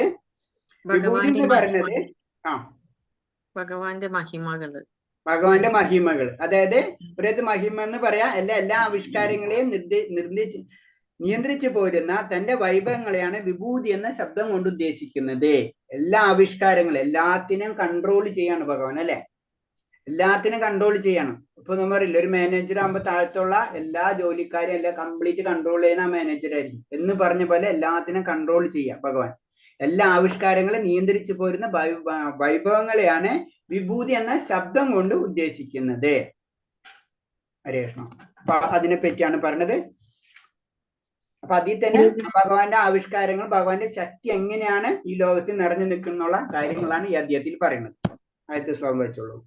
ശ്ലോകം ഭഗവാനുവാച ഭൂയ ഏകമഹാബാഹോ ശൃണുമേ പരമം വചഃ യത്തേകം പ്രിയമാണായ വക്ഷ്യാമി ഹിതകാമ്യയാ. പരമദിവ്യോത്തമ പുരുഷൻ അരുളിച്ചെയ്തു, കൈക്കുത്തുള്ള അർജുന, നീ എന്റെ സുഹൃത്തായത് കൊണ്ട് നിന്റെ നന്മയ്ക്കായി ഇനിയും ഞാൻ ജ്ഞാനം ഉപദേശിക്കാം, കേൾക്കൂ എന്ന് ഞാൻ നേരത്തെ ഉപദേശിച്ചതും ഉത്തമമായ ജ്ഞാനമാണ്. ഹരേ കൃഷ്ണ. ഹരേ കൃഷ്ണ. അപ്പൊ അധ്യായം 10 വിഭൂതി യോഗം. അതിൽ പറഞ്ഞ ശ്രീ ഭഗവാനുവാച ഭൂയം ഏവ മഹാബാഹോ ശൃണമോ മേ പരം വചഃ യദേഹം പ്രീയമാണായ വക്ഷ്യാമി ഹിതകാമ്യയാം. പരമദിവ്യോത്തമ പുരുഷൻ അരുളി ചെയ്തു, കൈകരുത്തുള്ളവനായ അർജുന, നീ എന്റെ സുഹൃത്തായതുകൊണ്ട് നിന്റെ നന്മയ്ക്ക് ഇനിയും ഞാൻ ജ്ഞാനം ഉപദേശിക്കാം, കേൾക്കൂ. ഇത് ഞാൻ നേരത്തെ ഉപദേശിച്ചതിലും ഉത്തമമായ ജ്ഞാനമാണ്. അപ്പൊ എന്താണ് ഭഗവാൻ എന്താ ചെയ്യുന്നത്? ഇതിൽ നിന്ന് നമുക്ക് മനസ്സിലാക്കാം, ഒരു വ്യക്തിക്ക് ആ ജ്ഞാനം ആഗ്രഹിക്കുന്നുണ്ടെങ്കിൽ ആ വ്യക്തിക്ക് ജ്ഞാനം കൂടുതൽ കൊടുത്തുകൊണ്ടിരിക്കും. ഭഗവാൻ അറിയാൻ ഒരു വ്യക്തി ആഗ്രഹിക്കുന്നുണ്ടെങ്കിൽ ആ വ്യക്തിക്ക് ഭഗവാൻ അറിയാനുള്ള കാര്യങ്ങൾ ഓട്ടോമാറ്റിക് ആയിട്ട് വന്നു ചേർന്നുകൊണ്ടിരിക്കും. അതാണ് പറയുന്നത്. അപ്പൊ ഭഗവാനെ പറ്റി എത്ര അറിയാൻ ആഗ്രഹിക്കുന്നുവോ അത്ര നമുക്ക് അതിന് കൂടുതൽ നമുക്ക് ലഭിച്ചുകൊണ്ടിരിക്കും. അതിന് ഭഗവാന്റെ അടുത്തേക്ക് ഒരടി ചെന്ന് കഴിഞ്ഞാൽ ഭഗവാൻ 10 അടി നമ്മൾ ഭക്തി ഭഗവാന്റെ ഭക്തി നമ്മൾ അത്ര ആഗ്രഹിച്ചു കഴിഞ്ഞാൽ ഭക്തി നമുക്ക് ലഭിച്ചിരിക്കും. മറ്റുള്ള കാര്യങ്ങൾ ചിലപ്പോൾ കിട്ടണമെന്നില്ല, മറ്റുള്ളവരെ കുറെ നിയമങ്ങളൊക്കെ ബാധിക്കുന്നുണ്ട് അല്ലെ. ഭക്തി ഭഗവാനായിട്ട് നേരിട്ടുള്ള കണക്ഷനാണ്. അത് നമ്മളെപ്പോഴും ശ്രദ്ധിക്കണം. ഭക്തി എന്ന് പറഞ്ഞു കഴിഞ്ഞാൽ ഭഗവാനായിട്ടുള്ള കണക്ഷൻ. നമ്മൾ ശ്രദ്ധിച്ച ഭഗവാന്റെ കാര്യങ്ങൾ ചെയ്യാൻ നമ്മൾ ആഗ്രഹിച്ചു കഴിഞ്ഞാൽ അത് നമുക്ക് പെട്ടെന്ന് ചെയ്യാൻ പറ്റും. നമ്മൾ വേറെ എന്തെങ്കിലും ചിന്തിച്ചാൽ ചിലപ്പോൾ കിട്ടാൻ ഇത്തിരി ബുദ്ധിമുട്ടായിരിക്കും. ഭഗവാന്റെ കാര്യങ്ങൾ എനിക്ക് ഭഗവാൻ അങ്ങനെ ചെയ്യണം എന്ന് ആഗ്രഹിച്ചു കഴിഞ്ഞു കഴിഞ്ഞാൽ നമുക്കത് ലഭിക്കുന്നതായിട്ട് കാണാൻ പറ്റും. അത് തന്നെയാണ് പറഞ്ഞത്. ആ വ്യക്തിയോട് ഭഗവാൻ അത്ര അട്രാക്ഷൻ ആയിരിക്കും. അപ്പൊ അത് കാരണം കൊണ്ട് ഭക്തിപരമായിട്ടുള്ള കാര്യങ്ങൾ ഞാൻ നിനക്ക് ഇനിയും ഉപദേശിച്ചു തരാം എന്നാ പറഞ്ഞത്. അപ്പൊ ഭഗവാൻ എന്ന് പറയുമ്പോ ഭഗവാന്റെ ഒരു നിർവചനം പറഞ്ഞിട്ടുണ്ട്. ആ ഭഗവാൻ എന്ന് പറഞ്ഞ പരാശരി മുനി അല്ലെ, വ്യാസദേവന്റെ പിതാവാണ്. പരാശരി മുനി പറഞ്ഞിട്ടുള്ളത് എന്താണ്? ശക്തി, കീർത്തി, ധനം, ജ്ഞാനം, സൗന്ദര്യം, ത്യാഗം എന്നീ ഗുണങ്ങൾ തികഞ്ഞവൻ. അതാണ് ശ്രദ്ധിക്കണം. തികഞ്ഞവൻ ഇതുള്ളതെന്നല്ല, അത് തികഞ്ഞവനാണ്. തികഞ്ഞവൻ എന്ന് പറഞ്ഞാൽ എന്താണ്? അതിനപ്പുറത്തില്ല. ശക്തി എന്ന് പറഞ്ഞാൽ ഭഗവാന്റെ അപ്പുറത്തേക്ക് ഒരു ശക്തി ഇല്ല. കീർത്തി എന്ന് പറഞ്ഞാൽ ഭഗവാന്റെ അപ്പുറത്തേക്ക് ഒരു കീർത്തി ഇല്ല. അതിന് അൾട്ടിമേറ്റ് അവിടെ വെച്ച് നിൽക്കുക. ധനം, ജ്ഞാനം, സൗന്ദര്യം, ത്യാഗം എന്നീ ഗുണങ്ങൾ തികഞ്ഞവനാണ് ഭഗവാൻ. ഈ 6 ഗുണവും തികഞ്ഞാലേ ആ വ്യക്തിനെ ഭഗവാൻ എന്ന് പറയാൻ പറ്റുള്ളൂ. അല്ലെങ്കിൽ കീർത്തി കൂടി എന്ന് വിചാരിച്ച് കീർത്തി ഉണ്ടായി എന്ന് പറഞ്ഞു കഴിഞ്ഞാൽ ഭഗവാനാണ്. ഈ 6 ഗുണങ്ങളും പരിപൂർണായവനെയാണ് പറയുന്നത് ഭഗവാൻ. അതാരെ പറഞ്ഞത്? പരാശരി മുനി. പരാശരി മുനിയാണ് അത് പറയുന്നത്. അഭിപ്രായത്തിൽ ഭൗതിക ലോകത്തിൽ ഭഗവാന്റെ പ്രതിനിധികളാണ് വിഭൂതികൾ. അതാണ് പറഞ്ഞില്ല, എല്ലാ ആവിഷ്കാരങ്ങളെയും നിയന്ത്രിച്ച് നിൽക്കുന്നതാണ്. അതിന് വിഭൂതി എന്ന ശബ്ദം. അപ്പൊ ഭഗവാനാണ് നിയന്ത്രിക്കുന്നതാണെങ്കിലും ഭഗവാന്റെ ശക്തികളാണ് അത് നിയന്ത്രിക്കുന്നത് അല്ലെ. നമുക്ക് ശ്രദ്ധിച്ചാൽ അറിയാം. നമ്മൾ എന്താണ്, നമ്മളെ മഴ പെയ്ക്കുന്നത് ആരാണ്? ഭഗവാനാണ്. അതെ. പക്ഷെ ആരാണ് ചെയ്യിപ്പിക്കുന്നത്? ഇന്ദ്രനാണ് എന്ന് പറഞ്ഞപ്പോ ആ പ്രതിനിധികൾ ആണ് ഇതെല്ലാം ചെയ്യുന്നത്. ഡയറക്റ്റ് അല്ല ഭഗവാൻ ചെയ്യുന്നത്, ഇൻഡയറക്റ്റ് ആണ് എല്ലാം ചെയ്യുന്നത്. ഭഗവാൻ എല്ലാ ശക്തികളെയും വെച്ചിട്ടാണ് ചെയ്യുന്നത്. അതാണ് പറഞ്ഞത്, ആ ശക്തികൾക്ക് ഓരോ ഡ്യൂട്ടീസ് കൊടുത്തിട്ടുണ്ട്. ആ ഡ്യൂട്ടി അവർ കറക്റ്റ് ആയിട്ട് ചെയ്തിരിക്കും. അപ്പൊ കറക്റ്റ് സമയത്ത് മഴ ചെയ്യിപ്പിക്കണം എന്ന് വെച്ചാൽ ഇന്ത്യന്റെ ഡ്യൂട്ടിയാണ്. അതിന്റെ പ്രകൃതിയുടെ എന്താ നിയമം അതിനനുസരിച്ച് ചെയ്യിപ്പിച്ചിരിക്കും. ഇവിടെ ആൾക്കാർ പ്രശ്നമാണെങ്കിൽ അവിടെ മഴ പെയ്ക്കൂല. അത് അവിടെ ആ നിയമം അങ്ങനെയാണ്. ആ കർമ്മം എങ്ങനെയാണ്? ആ കർമ്മത്തിനനുസരിച്ചായിരിക്കും ദേവതകൾ പെരുമാറുക. അതില് യാതൊരു കോംപ്രമൈസും ഇല്ല. നമ്മൾ എന്ത് ചെയ്യുന്നുവോ അതിനനുസരിച്ച് കർമ്മഫലങ്ങൾ ദേവന്മാര് നോക്കിക്കോളും. അതിൽ ഭഗവാൻ നോക്കേണ്ട ആവശ്യമില്ല. ഭഗവാൻ നോക്കുന്ന ഒരേ ഒരു കാര്യം ഭക്തരുടെ കാര്യം മാത്രമേ ഉള്ളൂ. ബാക്കിയൊക്കെ നിയമമാണ്. ആ നിയമത്തിനനുസരിച്ച് നടന്നു പോയിക്കോളും. നമ്മൾ എന്ത് കർമ്മം ചെയ്യണം ആ കർമ്മത്തിനനുസരിച്ച് ഫലങ്ങൾ നമുക്ക് കിട്ടിക്കൊണ്ടിരിക്കും. പക്ഷെ ഭക്തനെ സംബന്ധിച്ച് ഭഗവാൻ നേരിട്ടാണ് കണക്ഷൻ. അതാണ് നമ്മൾ മനസ്സിലാക്കേണ്ടത്. അപ്പൊ ഭൗതിക ലോകത്തുള്ള ഭഗവാന്റെ പ്രതിനിധികളാണ് വിഭൂതികൾ. ഏറ്റവും ടോപ്പ് അവരെയായിരിക്കും നമ്മൾ ഓരോ ഡ്യൂട്ടീസ് അസൈൻ ചെയ്യുക അല്ലെ. ഇപ്പൊ ഇന്ദ്രൻ ഒരു ഡ്യൂട്ടി കൊടുത്തിട്ടുണ്ടാവും. അതേപോലെ തന്നെ വായു ഭഗവാൻ ഒരു ഡ്യൂട്ടി കൊടുത്തിട്ടുണ്ടാവും. വരുണന് ഒരു ഡ്യൂട്ടി കൊടുത്തിട്ടുണ്ടാവും. അഗ്നിക്ക് ഒരു ഡ്യൂട്ടി കൊടുത്തിട്ടുണ്ടാവും. അങ്ങനെ അതിൽ തന്നെ ഏറ്റവും ക്വാളിഫൈഡ് ആയിട്ടുള്ള, അപ്പൊ നമുക്കറിയാം, അതും അറിയാം, ജീവാത്മാക്കൾ എന്ന് പറയുമ്പോൾ ഈ ജീവാത്മാക്കൾ തന്നെയാണ് ആര്? വരുണനായാലും ഇന്ദ്രനായാലും ചന്ദ്രനായാലും എന്താണ്, ഇവയൊക്കെ നമ്മളെ പോലുള്ള ജീവാത്മാക്കൾ തന്നെയാണ്. അത് കാരണം കൊണ്ടാണ് അത് വരുണൻ അല്ലെങ്കിൽ ഇന്ദ്രൻ എന്നൊക്കെ പറഞ്ഞാലും അത് പൊസിഷനാണ്. അല്ലാതെ അത് ഇപ്പൊ പറയില്ലേ പ്രധാനമന്ത്രി എന്ന് പറഞ്ഞതാണ്. ആരാണ്? നമുക്കറിയാം, നരേന്ദ്രമോദി എന്ന് പറഞ്ഞ പോലെ പ്രധാനമന്ത്രിയാണ് ഇന്ദ്രൻ. പേര് വേറെ എന്തെങ്കിലും ആയിരിക്കും. അപ്പൊ പേരിന് അവിടെ സ്ഥാനമില്ല. അപ്പൊ ഏറ്റവും ഇമ്പോർട്ടൻസ് ആ പൊസിഷനാണ്. അതാണ് നമ്മൾ അഗ്നിദേവൻ അല്ലെങ്കിൽ വരുണദേവൻ എന്നൊക്കെ പറയുന്നത്. അതും ജീവാത്മാക്കൾ തന്നെയാണ്. അപ്പൊ ആ ജീവാത്മാക്കൾ എങ്ങനത്തെ ജീവാത്മാക്കളായിരിക്കും? അത്രയും പവർഫുൾ ആയിരിക്കും ആ ജീവാത്മാക്കൾ. അതാണ് നമ്മൾ അവരെ ബഹുമാനിക്കണം എന്ന് പറയുന്നത്. അപ്പൊ അവരൊക്കെ ആ പ്രതിനിധികളാണ് ഇതെല്ലാതും നിയന്ത്രിക്കുന്നത്. അത് കാരണം കൊണ്ടാണ് ആ പ്രതിനിധികളെ, ഭഗവാന്റെ പ്രതിനിധികളാണ് ഈ വിഭൂതികൾ എന്ന് പറയുന്നത്. അപ്പൊ വിഭൂതികൾ എന്ന് പറയുമ്പോ ഭൗതിക ലോകത്തെ മുഴുവനും നിയന്ത്രിക്കുന്നതാണ് വിഭൂതികൾ. അപ്പൊ ആരാണ് ഇൻഡയറക്റ്റ് പറഞ്ഞു കഴിഞ്ഞാൽ നല്ല രീതിയിൽ ഏറ്റവും ടോപ്പ് ആയിട്ടുള്ള ജീവാത്മാക്കൾ, അതാണ് വിഭൂതികൾ. അടുത്ത ശ്ലോകം. ഹരേ കൃഷ്ണ. നമേ വിദുരഗണാം പ്രഭവം നമകർഷയക അഹമാദേവീം ദേവാനാം മഹർഷീനാം ച സർവശഃ. എന്റെ വിപത്തി വിഭൂതി എന്നിവയെ പറ്റി ദേവന്മാർക്കോ ഋഷികൾക്കോ അറിഞ്ഞുകൂടാ. ഏത് വിധത്തിലും അവരവരുടെ എല്ലാം ഉത്ഭവസ്ഥാനം ഞാനാണ്. ഹരേ കൃഷ്ണ. ഹരേ കൃഷ്ണ. അപ്പൊ എന്താണ്? നമേ വിദു സുരഗണ പ്രഭവം ന മഹർഷയ അഹം മാതർഹി ദേവാന മഹർഷീണാം ച സർവശ. എന്റെ ഉത്പത്തി വിഭൂതികൾ എന്നിയെ പറ്റി ദേവന്മാർക്കും ഋഷിമാർക്കും അറിഞ്ഞുകൂടെ. ഏത് വിധത്തിൽ അവരുടെ എല്ലാം ഉത്ഭവസ്ഥാനം ഞാനാണ്. അപ്പൊ ഭഗവാനിൽ നിന്നാണ് എല്ലാതും സ്റ്റാർട്ട് ചെയ്തിട്ടുള്ളൂ. ദേവന്മാർക്ക് പവർഫുൾ ആണ്, പക്ഷെ അവർക്ക് ഭഗവാനെ അറിയാൻ കഴിയില്ല. അതാണ് പ്രത്യേകത. ദേവന്മാർക്കും ഋഷിമാർക്കും പവർഫുൾ ഉള്ള ജീവാത്മാക്കളാണ്. അവർക്കും ഭഗവാൻ അറിയാൻ കഴിയില്ല എന്നാണ് പറയുന്നത്. ബ്രഹ്മസംഹിതയിൽ പറഞ്ഞിട്ടുള്ളതുപോലെ ശ്രീകൃഷ്ണ ഭഗവാനാണ് പരമപുരുഷൻ. ഈശ്വര പരമകൃഷ്ണ സച്ചിദാനന്ദ വിഗ്രഹ അനാദിരാതിർ ഗോവിന്ദ സർവകാരണ കാരണം.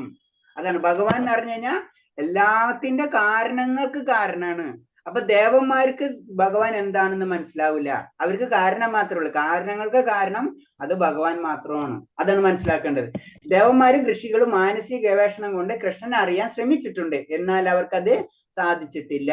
അവരും ഭഗവാൻ അറിയാൻ ശ്രമിച്ചുകൊണ്ടിരിക്കുന്നു. എല്ലാവരും ഭഗവാനായിട്ട് അറിയാൻ ശ്രമിച്ചുകൊണ്ടിരിക്കുന്നു. ഭഗവാൻ ആർക്കും അറിയാൻ കഴിയില്ല. അതാണ് പ്രത്യേകത. ഭഗവാനിൽ നിന്നാണ് എല്ലാം വന്നിട്ടുള്ളത്. അപ്പൊ ഭഗവാൻ അറിയാൻ ആർക്കും കഴിയില്ല. അചിന്ത്യനായ ഭഗവാന് സാഗര സാന്നിധ്യം രൂപം നമുക്ക് അനുഭവപ്പെടുന്നെങ്കിലും അദ്ദേഹം ഇവിടെ തന്നെയുണ്ട്. അനുഭവപ്പെടുന്നില്ലെങ്കിലും നമുക്ക് അദ്ദേഹം ഇവിടെ തന്നെ ഉണ്ട്. അപ്പൊ ഇതിനോട് ക്ലിയർ ആയിട്ട് പറയുന്നത് ഭഗവാൻ അചിന്ത്യനാണ്. നമ്മളെ ചിന്തകൾക്ക് ഭഗവാനെ മനസ്സിലാക്കാൻ പറ്റില്ല. ഋഷിമാർക്കും ദേവന്മാർക്കും ഭഗവാനെ മനസ്സിലാക്കാൻ പറ്റണില്ല. പിന്നെ നമുക്ക് എങ്ങനെ മനസ്സിലാക്കാൻ പറ്റും? പക്ഷെ എന്നിരുന്നാലും ഭഗവാൻ എന്താണ്? ഭഗവാൻ സാഗരം. ഭഗവാൻ ഒരു രൂപമുണ്ട്, ആ രൂപം ഇവിടെ തന്നെയുണ്ട്. പക്ഷെ ആ രൂപം നമുക്ക് കാണാൻ പറ്റില്ല എന്ന് മാത്രമേ ഉള്ളൂ വ്യത്യാസം. അതാണ് പറഞ്ഞത്, സാകാരം. ആ രൂപമുണ്ട് ഭഗവാന്, ആ രൂപം നമുക്ക് മനസ്സിലാവില്ല. അതിനെ ഏറ്റവും ചെറിയ പറയുന്നത് നമുക്ക് എന്ന് വെച്ച് കഴിഞ്ഞപ്പോ ഉറുമ്പുകൾ ഉണ്ട് അല്ലെ, ഞാൻ പറഞ്ഞിട്ടുണ്ട്. ആ ഉറുമ്പുകൾ ഈ ലോകത്ത് ഇവിടെ ഉണ്ട്. ഇവിടുത്തെ വേറെ രീതി പറഞ്ഞു വൈറസുകൾ ഇവിടെ ഉണ്ട്. വൈറസ് അവരുടേതായ ജീവിതങ്ങൾ അവര് ശരിക്കും ബാക്ടീരിയകൾ ഉണ്ട്. ആ ബാക്ടീരിയകൾക്ക് നമ്മൾ ഇവിടെ ഉണ്ടെന്നോ നമ്മൾ ഇവിടുന്ന് ക്ലാസ് എടുക്കണ്ടോന്നോ അവർക്കറിയില്ല അല്ലെ. അതിന് അത്തരം ചിന്തിക്കാനുള്ള ശക്തി അവരവരും ജീവിക്കുന്നില്ലേ, അവരെല്ലാ കാര്യങ്ങളും ചെയ്യുന്നുണ്ട് എന്ന് പറഞ്ഞ പോലെയാണ് ഭഗവാന്റെ ശക്തി നമ്മളെ വെച്ച് കമ്പയർ ചെയ്യാം. അതാണ് ഭഗവാൻ അചിന്ത്യൻ. ഭഗവാന്റെ സാകാര സാന്നിധ്യം ഇവിടെ ഉണ്ടെന്നും പറയുന്നത് അത് തന്നെയാണ്. എല്ലാം നിയന്ത്രിക്കുന്ന ഒരു ശക്തിയാണ് നിരാകാര ബ്രഹ്മം എന്ന ആശയത്തെ എത്തിച്ചേരുന്നവന്റെ കൃഷ്ണന്റെ അധമ പ്രകൃതിക്ക് അടിമപ്പെട്ടവരാണ്. അതിവിടെ ദ്വൈതായുധ സിദ്ധാന്തം ഒന്നും കൂടെ ഒന്ന് ക്ലിയർ ചെയ്ത് പറയുന്നതാണ്. കാരണം എന്ന് വെച്ച് കഴിഞ്ഞാല് ഒരു ശക്തിയാണ് എല്ലാതും നിയന്ത്രിക്കുന്നത്, ഒരു ശക്തിയാണ്. പക്ഷെ എന്താണ് അവര് അങ്ങനെ എല്ലാതും നിയന്ത്രിക്കുന്ന ഒരു ശക്തിക്ക് ഒരു സകാര രൂപം ഉണ്ടെന്ന് അവർക്ക് അക്സെപ്റ്റ് ചെയ്യാൻ പറ്റണില്ല. അതാണ് പ്രശ്നം. അതാണ് മായാവാദികളുടെ പ്രശ്നം. അവർക്ക് രൂപമൊക്കെ ഉണ്ട്, ഭഗവാൻ ഉണ്ടെന്ന് എല്ലാവരോടും ചോദിച്ചാൽ, സിമ്പിൾ ആയിട്ട് ചോദിച്ചാൽ, നമ്മുടെ നാട്ടിൽ ചോദിച്ചാൽ ഭഗവാൻ ഉണ്ടാകുന്നുണ്ട്. പക്ഷെ ഭഗവാന് രൂപമുണ്ട്, അത് ഭഗവാന് രൂപമില്ല. ഭഗവാന് അപ്പൊ ആ ഒരു കൺസെപ്റ്റ് ആണ്. അതായത് അത് ഉൾക്കൊള്ളാൻ പറ്റുന്നില്ല. ഇങ്ങനത്തെ എല്ലാ കാര്യങ്ങളും ഒരു സാധാരണമായ ഒരു വ്യക്തിക്ക് എങ്ങനെ ചെയ്യാൻ കഴിയും എന്നുള്ള ക്വസ്റ്റ്യൻ ആണ്. അപ്പൊ പറഞ്ഞ അങ്ങനെ ചിന്തിക്കുന്നവർക്ക് ആ ഭഗവാൻ ഈ ഭഗവാൻ പ്രപഞ്ചം മുഴുവൻ നിലനിൽക്കാൻ കഴിയുന്നെങ്കിൽ ആ ഭഗവാൻ എന്താണ് ഒരു രൂപം ഉണ്ടാവാനും പ്രശ്നമില്ല. അത് അവർ മനസ്സിലാക്കണില്ല. അങ്ങനെ ചിന്തിക്കുന്നവരാണ് കൃഷ്ണന്റെ അധമ പ്രകൃതിക്ക് അടിമപ്പെട്ടവർ. അധമ പ്രകൃതി എന്താണ്? ഓട്ടോമാറ്റിക്കായിട്ട് നമ്മൾ പ്രകൃതിയിലെത്തി, ഭൗതിക ലോകത്തിലേക്ക് എത്തി. ഭൗതിക ചിന്തയിലുള്ള ലെവലില് നമ്മൾ ചിന്തിക്കുന്നതാണ്. ഭൗതിക ലെവലിൽ ചിന്തിച്ചു കഴിഞ്ഞാൽ ഭഗവാന്റെ സാകാര രൂപം നമുക്ക് പ്രത്യക്ഷമാവില്ല, നമുക്ക് മനസ്സിലാവില്ല. അതിന്റെ അപ്പുറത്തേക്ക് ചിന്തകൾ കടന്നാലേ ഭഗവാന്റെ സാകാര രൂപം നമുക്ക് മനസ്സിലാവുള്ളൂ. നമുക്ക് നിർത്താം. ഹരേ കൃഷ്ണ. വേറെ എന്തെങ്കിലും ചോദ്യങ്ങൾ ചോദിക്കാം? അറ്റൻഡൻസ് ഇട്ടാ മാതാജി വന്നാ? ഹരേ കൃഷ്ണ പ്രഭു. അറ്റൻഡൻസ് ഇട്ട അല്ലേ? ഓക്കെ. പിന്നെ സാധന ചാട്ടോ ചെയ്യുന്നുണ്ട് എല്ലാവരും? സാധന ചാട്ട് വേണം കേട്ടോ, നമ്മൾ അപ്ലോഡ് ചെയ്യേണ്ടതാണ് ഫയലില്. ഓക്കെ, എല്ലാരും അറ്റൻഡൻസ് ഇട്ടില്ലേ? ഓക്കെ, ശരി. അപ്പൊ നമുക്ക് വേറെ ഒന്നും. ഹരേ കൃഷ്ണ പ്രഭുജി, അന്ന് സുദാമ സേവയെ കുറിച്ച് പറഞ്ഞപ്പോ അതിന്റെ ഫോം ഒന്നും ഒരു ഗ്രൂപ്പിലും വരുന്നില്ല. അപ്പൊ അത് എങ്ങനെയാണ് ചെയ്യേണ്ടത്? അത് നമ്മുടെ ലാംഗ്വേജ് ലീഡർ മണിഭൂഷൺ മാതാജി ഇല്ലേ, നമ്പർ ഇല്ലേ, വിളിച്ചാൽ മതി, പറഞ്ഞുതരും ഡീറ്റെയിൽസ് ആയിട്ട് എങ്ങനെയാണ്. ആർക്കും അതിന് ഇൻട്രസ്റ്റ് ഉണ്ടെന്ന് വെച്ച് കഴിഞ്ഞാൽ സുദാമ സേവ ഉണ്ടെങ്കിൽ കോൺടാക്ട് ചെയ്താൽ മതി. അപ്പൊ എല്ലാ ഡീറ്റെയിൽസും പറഞ്ഞുതരും. അപ്പൊ എങ്ങനെയാണ് പല സേവകൾ ഉണ്ടല്ലോ അല്ലെ നമ്മള്. അല്ല, അതിൽ എഴുതിയിരിക്കുന്ന ഓരോ ലാംഗ്വേജ് ഓരോ ഗ്രൂപ്പിലും ഇടും. ഗ്രൂപ്പില് ഷെയർ ചെയ്തില്ലേ? ഇതിൽ ഷെയർ ചെയ്തിട്ടില്ല? അല്ല, ഡീറ്റെയിൽസ് ഉണ്ട്, ഫോം ഇല്ല. അല്ലില്ല, ഫോം ഇല്ല. അതായത് അങ്ങനെ അത് നമ്മൾ കറക്റ്റ് ആയിട്ട് അതിന്റെ ഡീറ്റെയിൽസ് സുധാമ ഗ്രൂപ്പ് ഫോം ചെയ്തിട്ടുണ്ട്. ആ ഗ്രൂപ്പിൽ ഫോം ഉണ്ട്. അപ്പൊ മകത്തി ഗ്രൂപ്പിലേക്ക് വന്നത് കാരണം നമ്മൾ ഗ്രൂപ്പ് വഴി വാച്ചിങ് നടക്കുന്നുണ്ടല്ലോ. അതായത് നേരിട്ടൊന്ന് ചോദിച്ചിരിക്കും. അപ്പൊ കുഴപ്പമില്ല. അപ്പൊ എന്താന്ന് വെച്ച് കഴിഞ്ഞാല് അത് നമ്മൾ കറക്റ്റ് ആയിട്ട് അതിന്റെ കണക്കും കാര്യങ്ങളൊക്കെ കൊടുക്കണം. ആര് തന്ന, എത്ര ഡീറ്റെയിൽസ് തന്ന, എമൗണ്ട് എത്രയെന്നൊക്കെ പറയണം. അപ്പൊ അതിന് വേണ്ടിയിട്ടാണ്. ആർക്കാ കൊടുക്കണ്ടേ? ആർക്കാ ഫോർവേഡ്, ആരെയാ അറിയിക്കേണ്ടത്? അത് മാതാജി മണിഭൂഷ മാതാജി ഇല്ലേ, ഇത് ഗ്രൂപ്പ് ലീഡർ, ലാംഗ്വേജ് ലീഡറിനെ കോണ്ടാക്ട് ചെയ്യാം സിമ്പിൾ ആയിട്ട്. പിന്നെ എല്ലാ കാര്യവും പറഞ്ഞുതരും, അതനുസരിച്ച് ചെയ്യാം. അല്ല പ്രഭു ഇട്ടേക്കണ ആ ചാർട്ടില് ഏത് അക്കൗണ്ടിലേക്ക് അക്കൗണ്ടിന്റെ ഡീറ്റെയിൽസ് ഒന്നും ഇല്ല. അപ്പൊ അതുകൊണ്ട് അതിന് അക്കൗണ്ടിന്റെ ഡീറ്റെയിൽസ് അതിന് തരാഞ്ഞത്. അക്കൗണ്ടിന്റെ ഡീറ്റെയിൽസ് ഇട്ട് കഴിഞ്ഞാൽ, പൈസ ഇട്ട് കഴിഞ്ഞാൽ നമുക്ക് അറിയില്ലല്ലോ ആര് എത്ര പൈസ ഇട്ട് എന്ത് ഇട്ടെന്ന് നമുക്ക് പിടുത്തില്ലല്ലോ. അതിന്